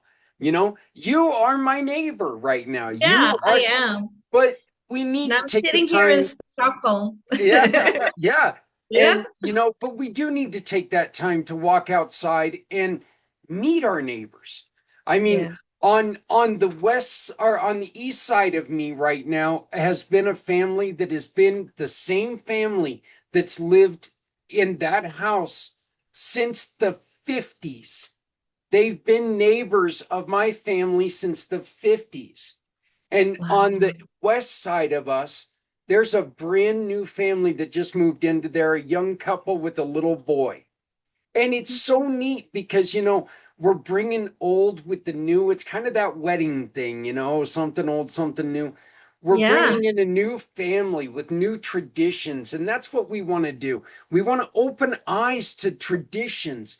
I want I want to learn what they're doing. They sent us a meal the other day, a true you know, an authentic Mexican dish the other day that I was just like, you know, Wow. that I'm a fat Yummy. guy, some food with me is like, oh, Yeah. that's a loving experience. So, but I I mean, love Mexican food. yeah, yeah, oh, I do too. And, Mm. but I mean, it's so, we do forget a lot of times that, you know, the world exists outside of our conveniences. Mm. And I think that if we take and put that aside and remember there is a real world that we need to communicate with, there is real life that we need to live. I Mm. think things would also be a little bit better because we do lose some of that humanity with our comfort zones. And we need to make ourselves uncomfortable every once in a while. Yeah, I think just a little bit more curious. Like it's like, you know, when we experience uncomfortable, to be a little bit curious, like, how come I feel this way? This is, you know, instead of saying, you know, to be tight about it, try to relax and then like, I wonder why this is triggering me.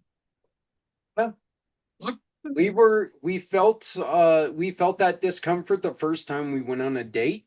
We felt that discomfort Oh, the first time we went to school, yeah. the first day of our new jobs. Job.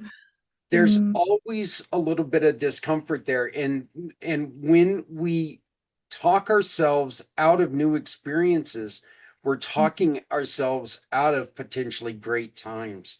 So we need to remember that, that Oh, that's a discomfort good is, quote. Yeah.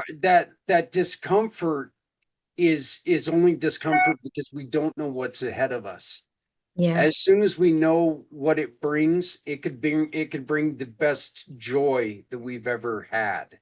And we need to remember that. And so let's make sure that we're not letting discomfort ruin a wonderful thing. Yeah. Let discomfort be indication of curiosity. Yeah. I love it. I love it. Yeah. I tell everybody all the time, Maria, that what? I don't want you to be just like me. If you were just like me, I probably wouldn't like you very much because you know what? I need to learn from you. My curiosity brings me to you because I want to know who you are. I want to learn from you. I want to learn about you. I know me. To me, Yeah. I'm a boring person. I want to learn from you because I know everything about me. So I Yeah. don't need, in which that's not true. I do surprise myself every once in a while, and that double personality thing helps every once in a while. But I mean, I truly do. You're I so need funny. I You are I need so other people in my compassionate. life so badly because I need to learn from other people. I want to learn about your cultures. I love learning more about, in my family history, we've got ties to Germania and ties to that side of the world. So I loved learning about, the German and the Norse mythology and I'm enthralled with all of that, and I loved hearing about Saturnalia and all of the other things. I'm loving how it all fits in together. And the thing that I love the most and that I've learned the most in this process is that all of these celebrations are bringing light to dark. Okay. And Yeah. that is so important because we are all just looking for that light to take into that dark corner so we can be a light. We can truly offer this light to other people. And we need to remember that that is all we're all looking for, is to be that light to someone else's life. We want to be an instruction booklet for somebody else. And if we can do that, if we can get people to remember this is what life can be, if we just learn from each other, I think we could be on the way to changing things for a lot of people and hopefully changing the way that a lot of people are focused right now. Yeah. So, but so do you have anything special going on for the holidays? Are you like what is one of the things that you always what is one of the things that you always make sure is involved in your holiday celebration? Um, I think it's the same for most people. I think it's food, food and family. Food and family. Food and family. Yeah. Yep. Yep. Yeah. I created a story that people are going to get to see a little bit later on. I created a story for my 7 grandkids, Oh, and called the Grand Cubs Miracle. mhm. But I created a story and I narrated it and used my friend AI to visualize this story all about Oh, helping yeah. each other. So Yeah. I'll have to make sure I send it to you. I But would it's love called, to. yeah, Thank it's called the Grand Cubs Gift is what it is. So, you. and I used my love of, and my nickname is the polar bear. So all of my You grandkids, are. I fed in a picture of the actual grandkid, and what they did is AI took and transformed them into a polar bear, so you can see my grandchildren's face in these polar bears. It's so neat. I think that you'll really get a kick It out of is. it. But Yeah. that's, you know, I love doing things like that, and like you, I think family is so integral in everything I do. I want Mhm. family to be part of everything I do. We're extra lucky this year that my son, my baby boy, just recently got engaged. And Oh, uh, you know, oh. Gabby's been Happy part of our, wishes for him. yeah, well, uh, Yeah. Gabby's been part of our family for a couple years now, but this year, it's really, she's become our daughter. Officially, which is great. Okay, they're not married until October, but you know what? Damn it, she's still my daughter. Yeah. So, Yep. but Oh, so every year is an exciting story. Every year is an exciting beginning, and so that's one of the things I like to focus on when it comes to the holidays. What is the new beginning? How yeah. are we going to begin this year? And let's not worry about the past, because you know what? The past is gone. The past can't We Yeah. can't go back. We Right. shouldn't want to go back. This is what we're going to do from here on out. Yeah. This is, And so sometimes, Zach, I see, how healing it can be.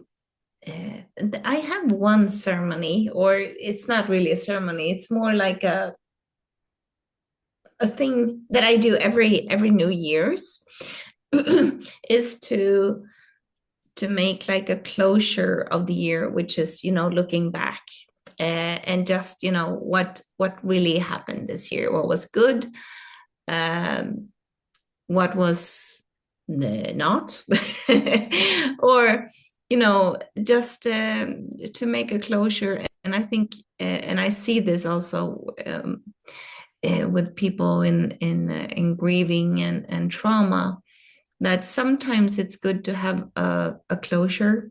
And for people who were not able to have that, most people do not have that, that perfect closure, the one, picture perfect. And then it's important to make that closure with yourself in order to move on, more complete.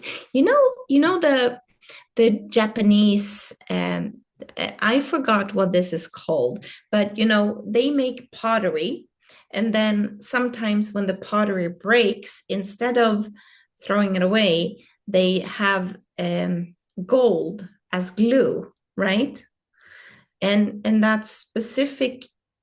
It's to see, of changes, and when things break or shift, to see that as a golden opportunity to enhance and make it even more beautiful, even better, and in fractions, in ways that you cannot even imagine yourself.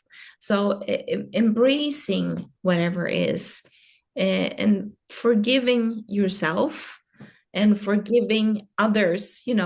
We all do the best we can, and sometimes people are not nice. Sometimes situations occur, and it's to forgive yourself or forgive the other in order to have closure and just release, move on, write it down, burn the letter, let it go, and to become more intact dignity with yourself.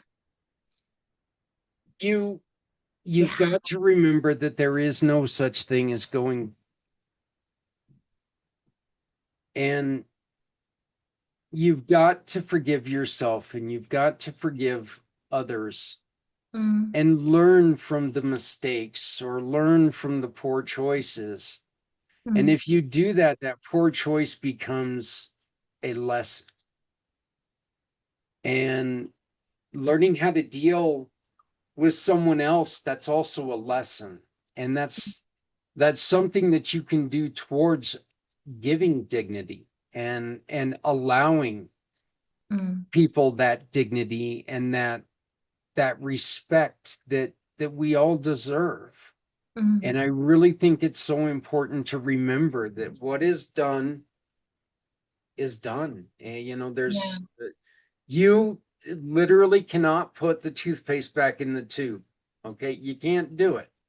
Right. So where do we go from here? What do we do next? What's the best next step? That's right. So somebody says something that got your ire up, stop, take a couple breaths, turn around, look at them. Okay, I didn't like that. Where do we go from here? What do we need to do? How do I, do I just walk away? Do I throw a fit and make things worse? Yeah. Or do we fix the situation? Well, let's stop throwing the fit. Let's stop walking away. Let's fix situations. I think if we really start focusing on that, we can learn how to live with each other a hell of a lot better than we have been lately. So, but well, Maria, yes, my friend, my love to you, my love to your family. I wish you nothing but the best this holiday season. Likewise, Zach. It's always such a pleasure to talk to you. Thank you, and all the best to your big family. That's amazing. I'm so happy for you. I'm excited with you. Well, I'm really looking forward to this. It's like I said, it's so exciting. I always like this time of year. This is it's a way to look forward to new things, and it's a way to look forward to growing and being better.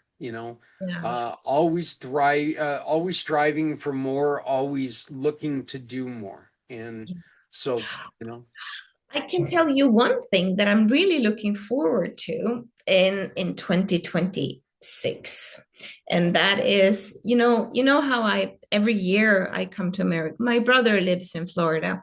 And next year, I'm really excited. I'm looking forward to come to America and hopefully to do a tour in America and to travel around in some of the great cities in America and to talk about rights and responsibilities, and both with people and with media, and to enhance the message about to mature and to grow with dignity, and to let me tell you democracy. this.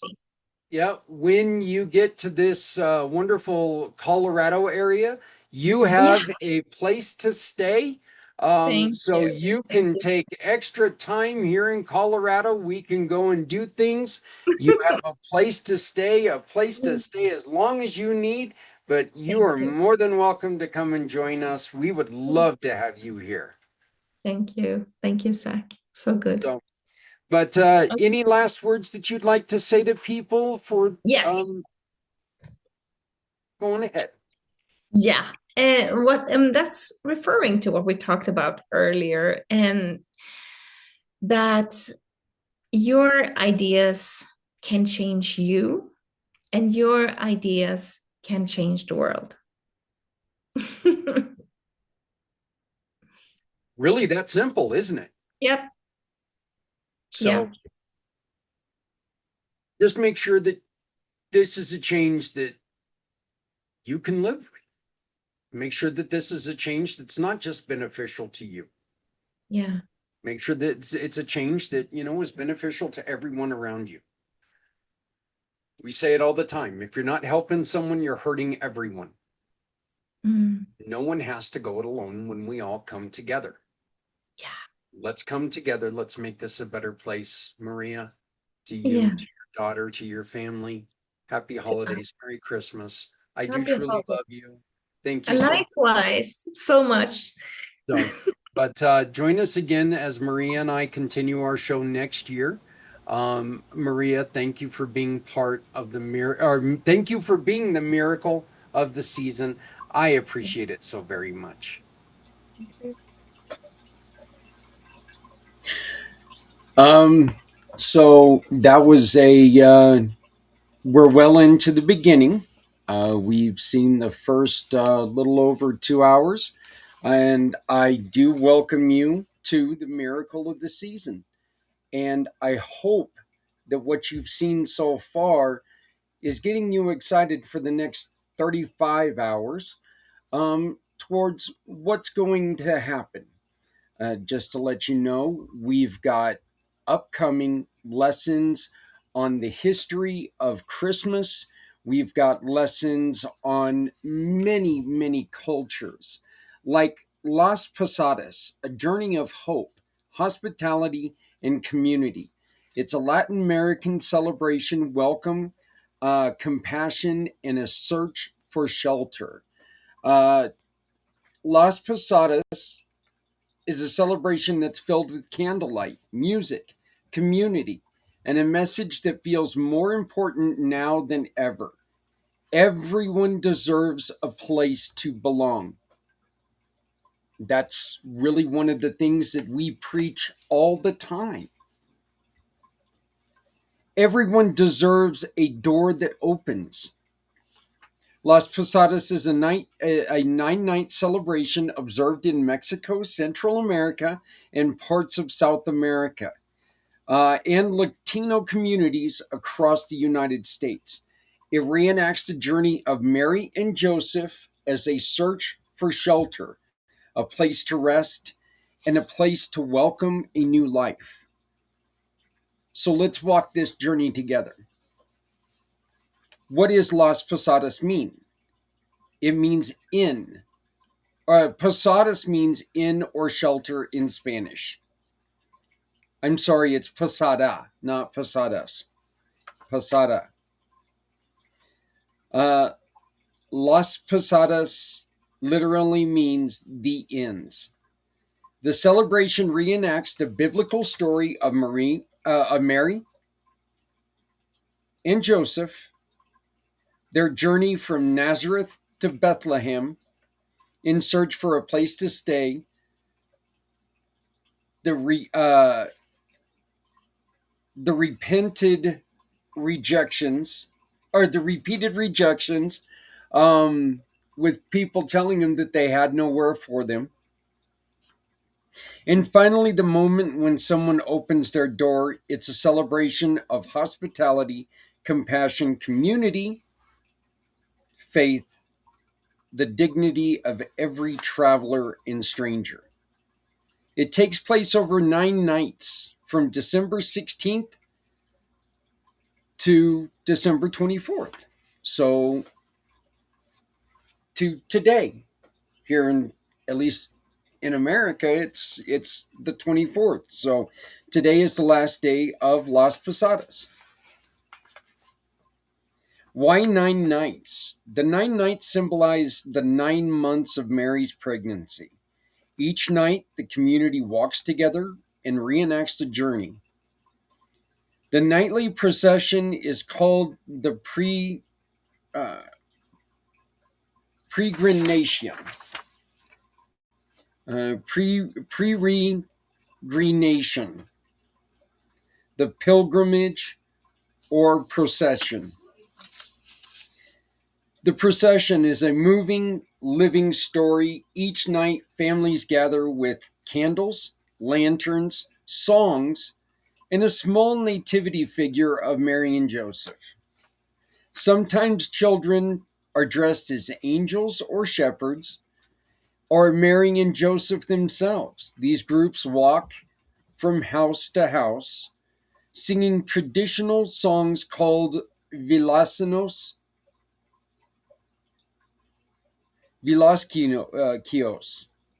meaning Christmas carols. At each house, the group asks for shelter.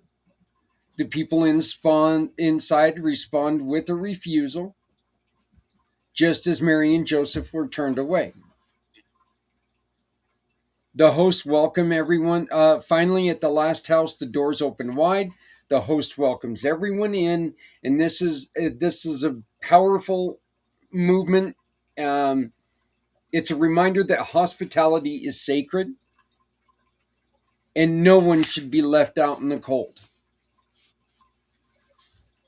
One of the most iconic parts of this celebration is the call and response song. And it has written down here the song, but I'm going to do you all a Christmas gift, and I ain't going to sing.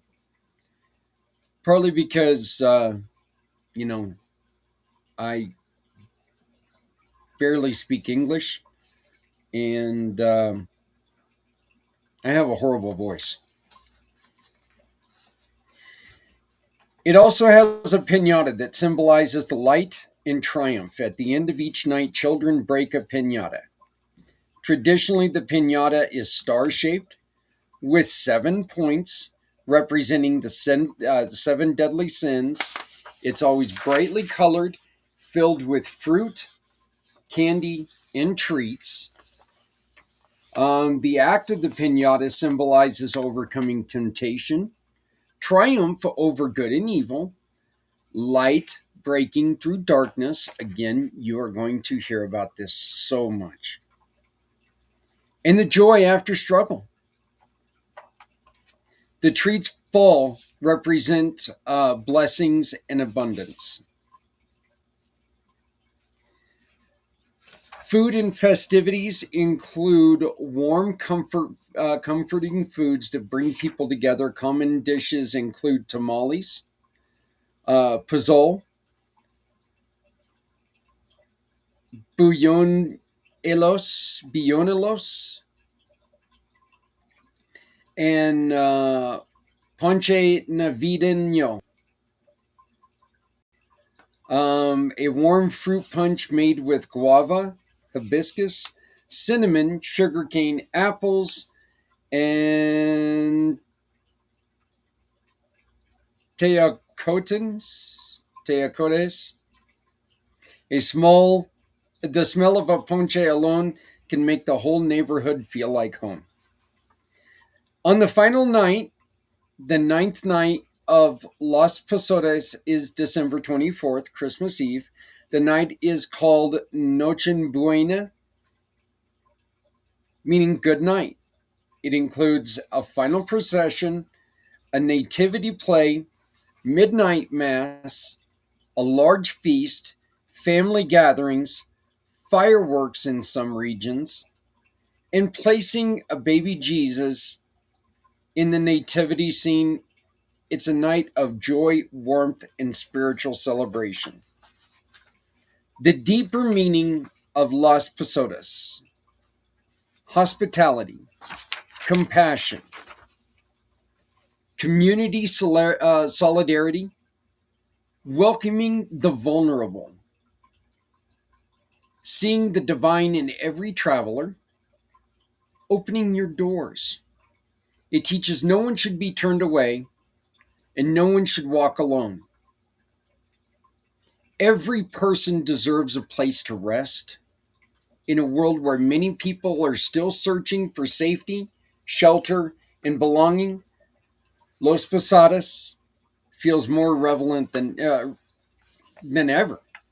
I mean, it truly does.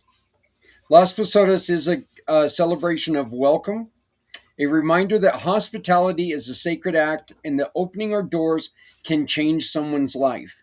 It teaches us that the darkest time of year can be the light for someone else. So thank you for joining me and learning a little bit about Las Posadas.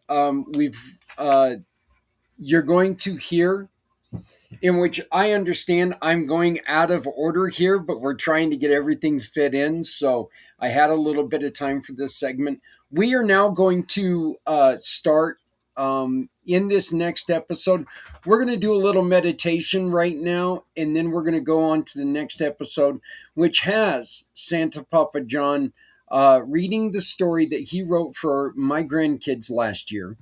And then we're going to learn about the history of the winter solstice, which eventually leads into Christmas. So please enjoy this meditation and then join us again, in which you will be able to find the continuing program on YouTube under Pact Channel or Things Network.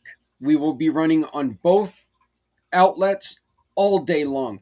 Please, whatever you're on, give it a like, give it a share, give it a comment. Make sure that you comment to anything and everything that you see. And most importantly, if there's somebody out there that you are missing this time of year, reach out to them, tag them, let them know that you're thinking of them. Because, folks, it is too easy to connect with people nowadays. Let's make sure that we're doing that. Enjoy this meditation and then switch over and watch our next segment.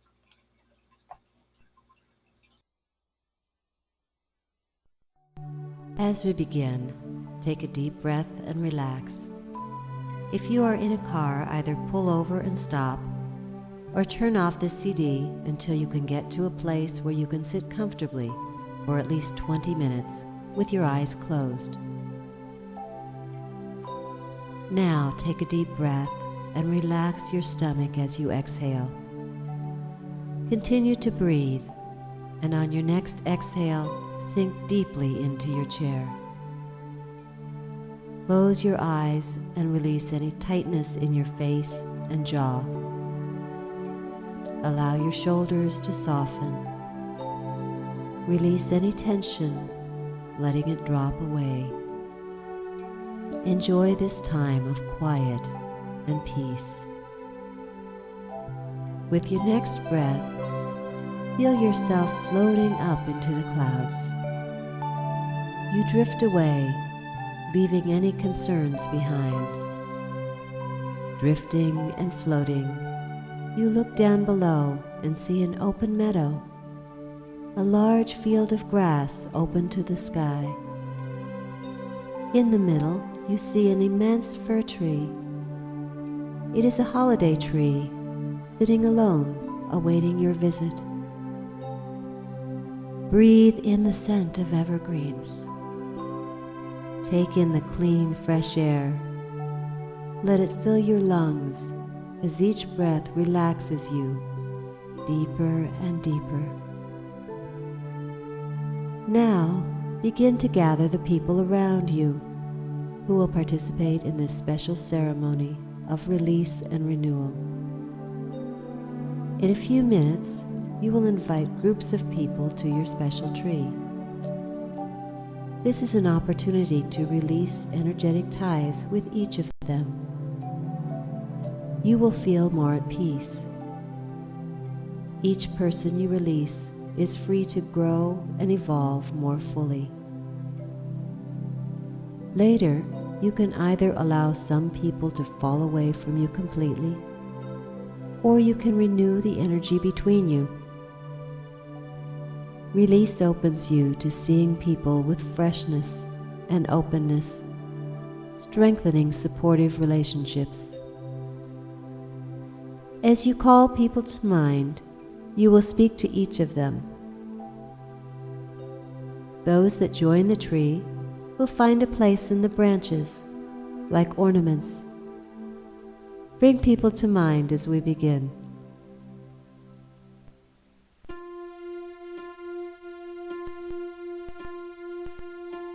First, invite exes to come to the tree.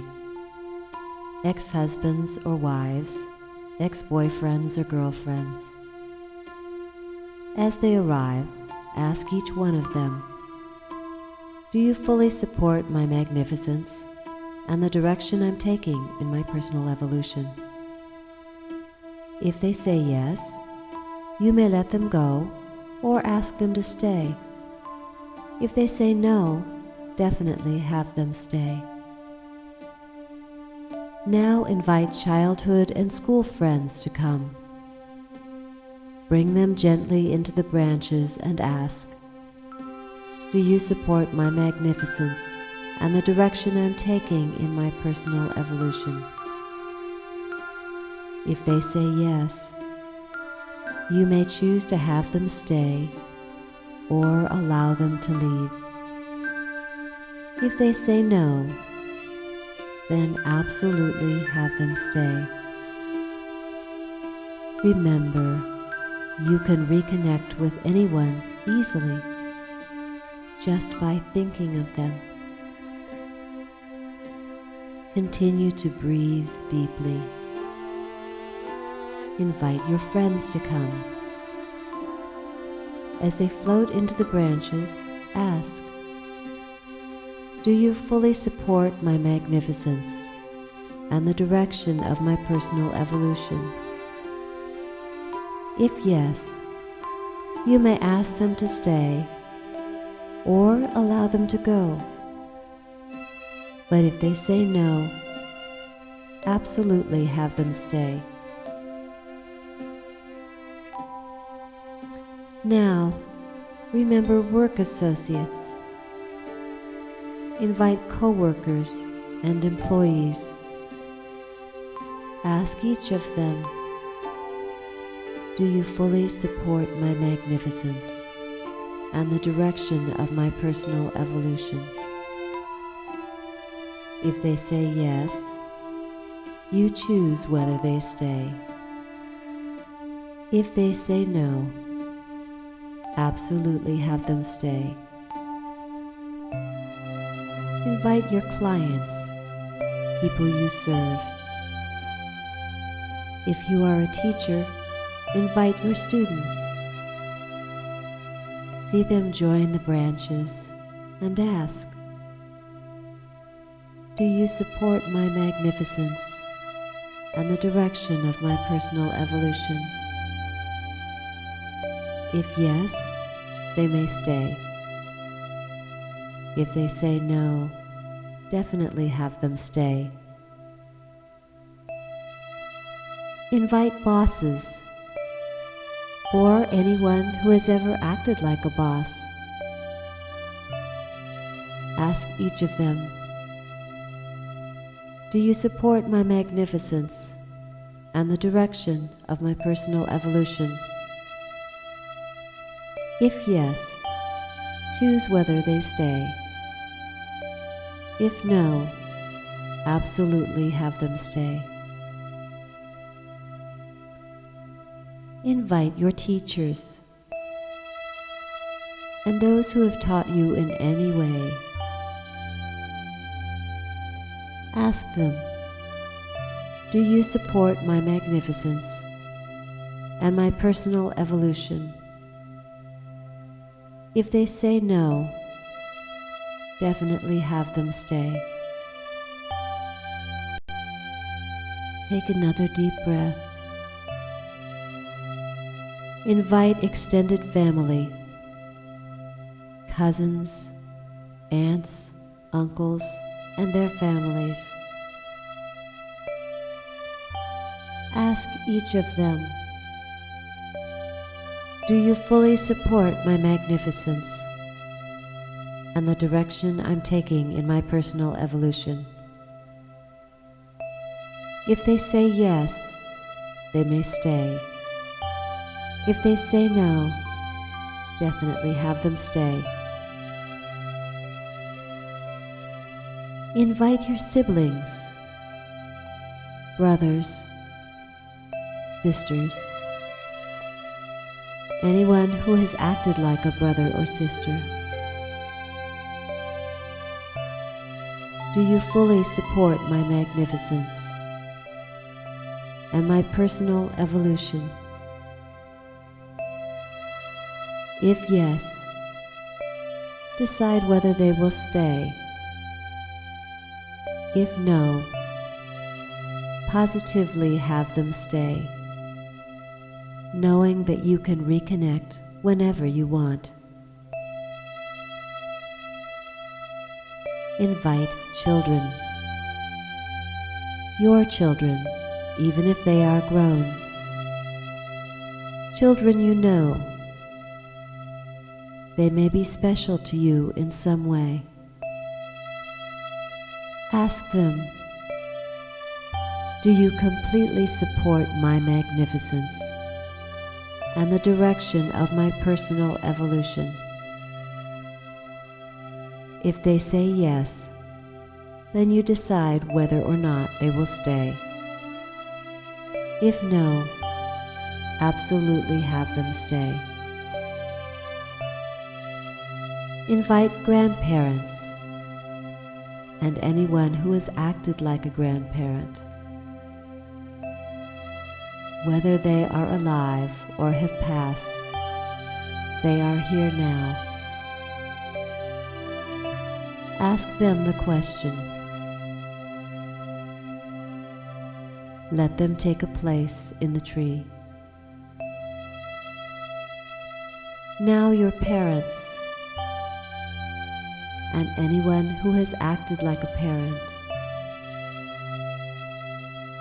See them. Ask,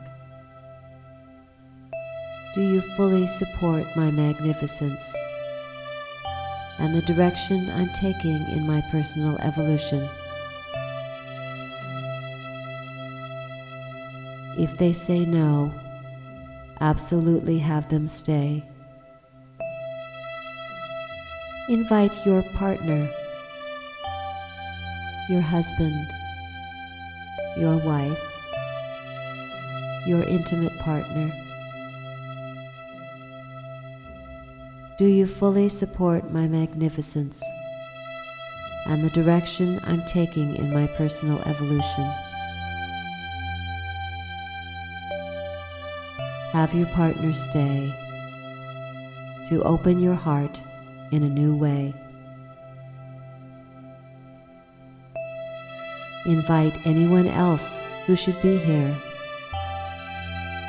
asking,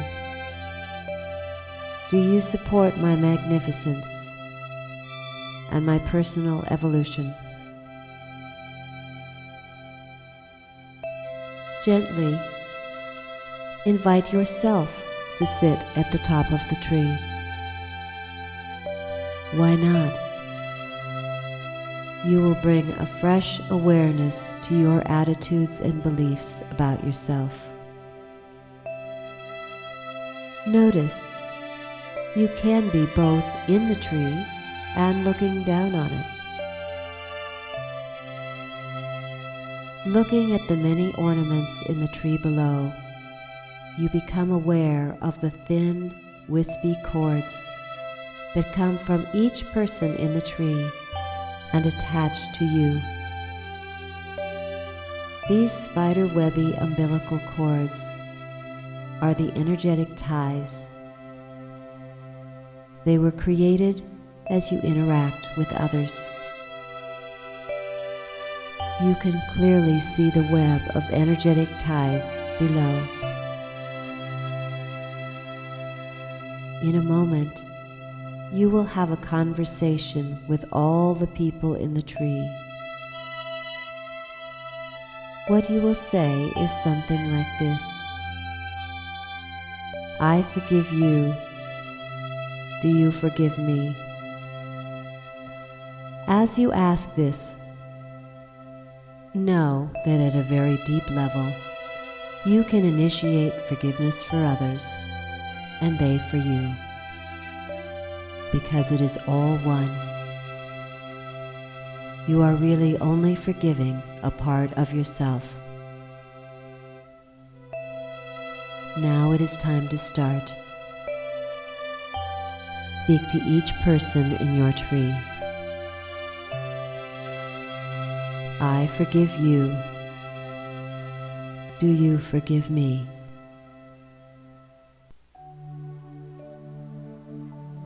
Notice that forgiveness can begin to flow, perhaps slowly at first, and then more easily. Notice that you can both give and receive forgiveness. Understand that you are only forgiving a part of yourself. Know that you can do this now, forgiving and being forgiven, gently and easily. Forgiveness flowing between you.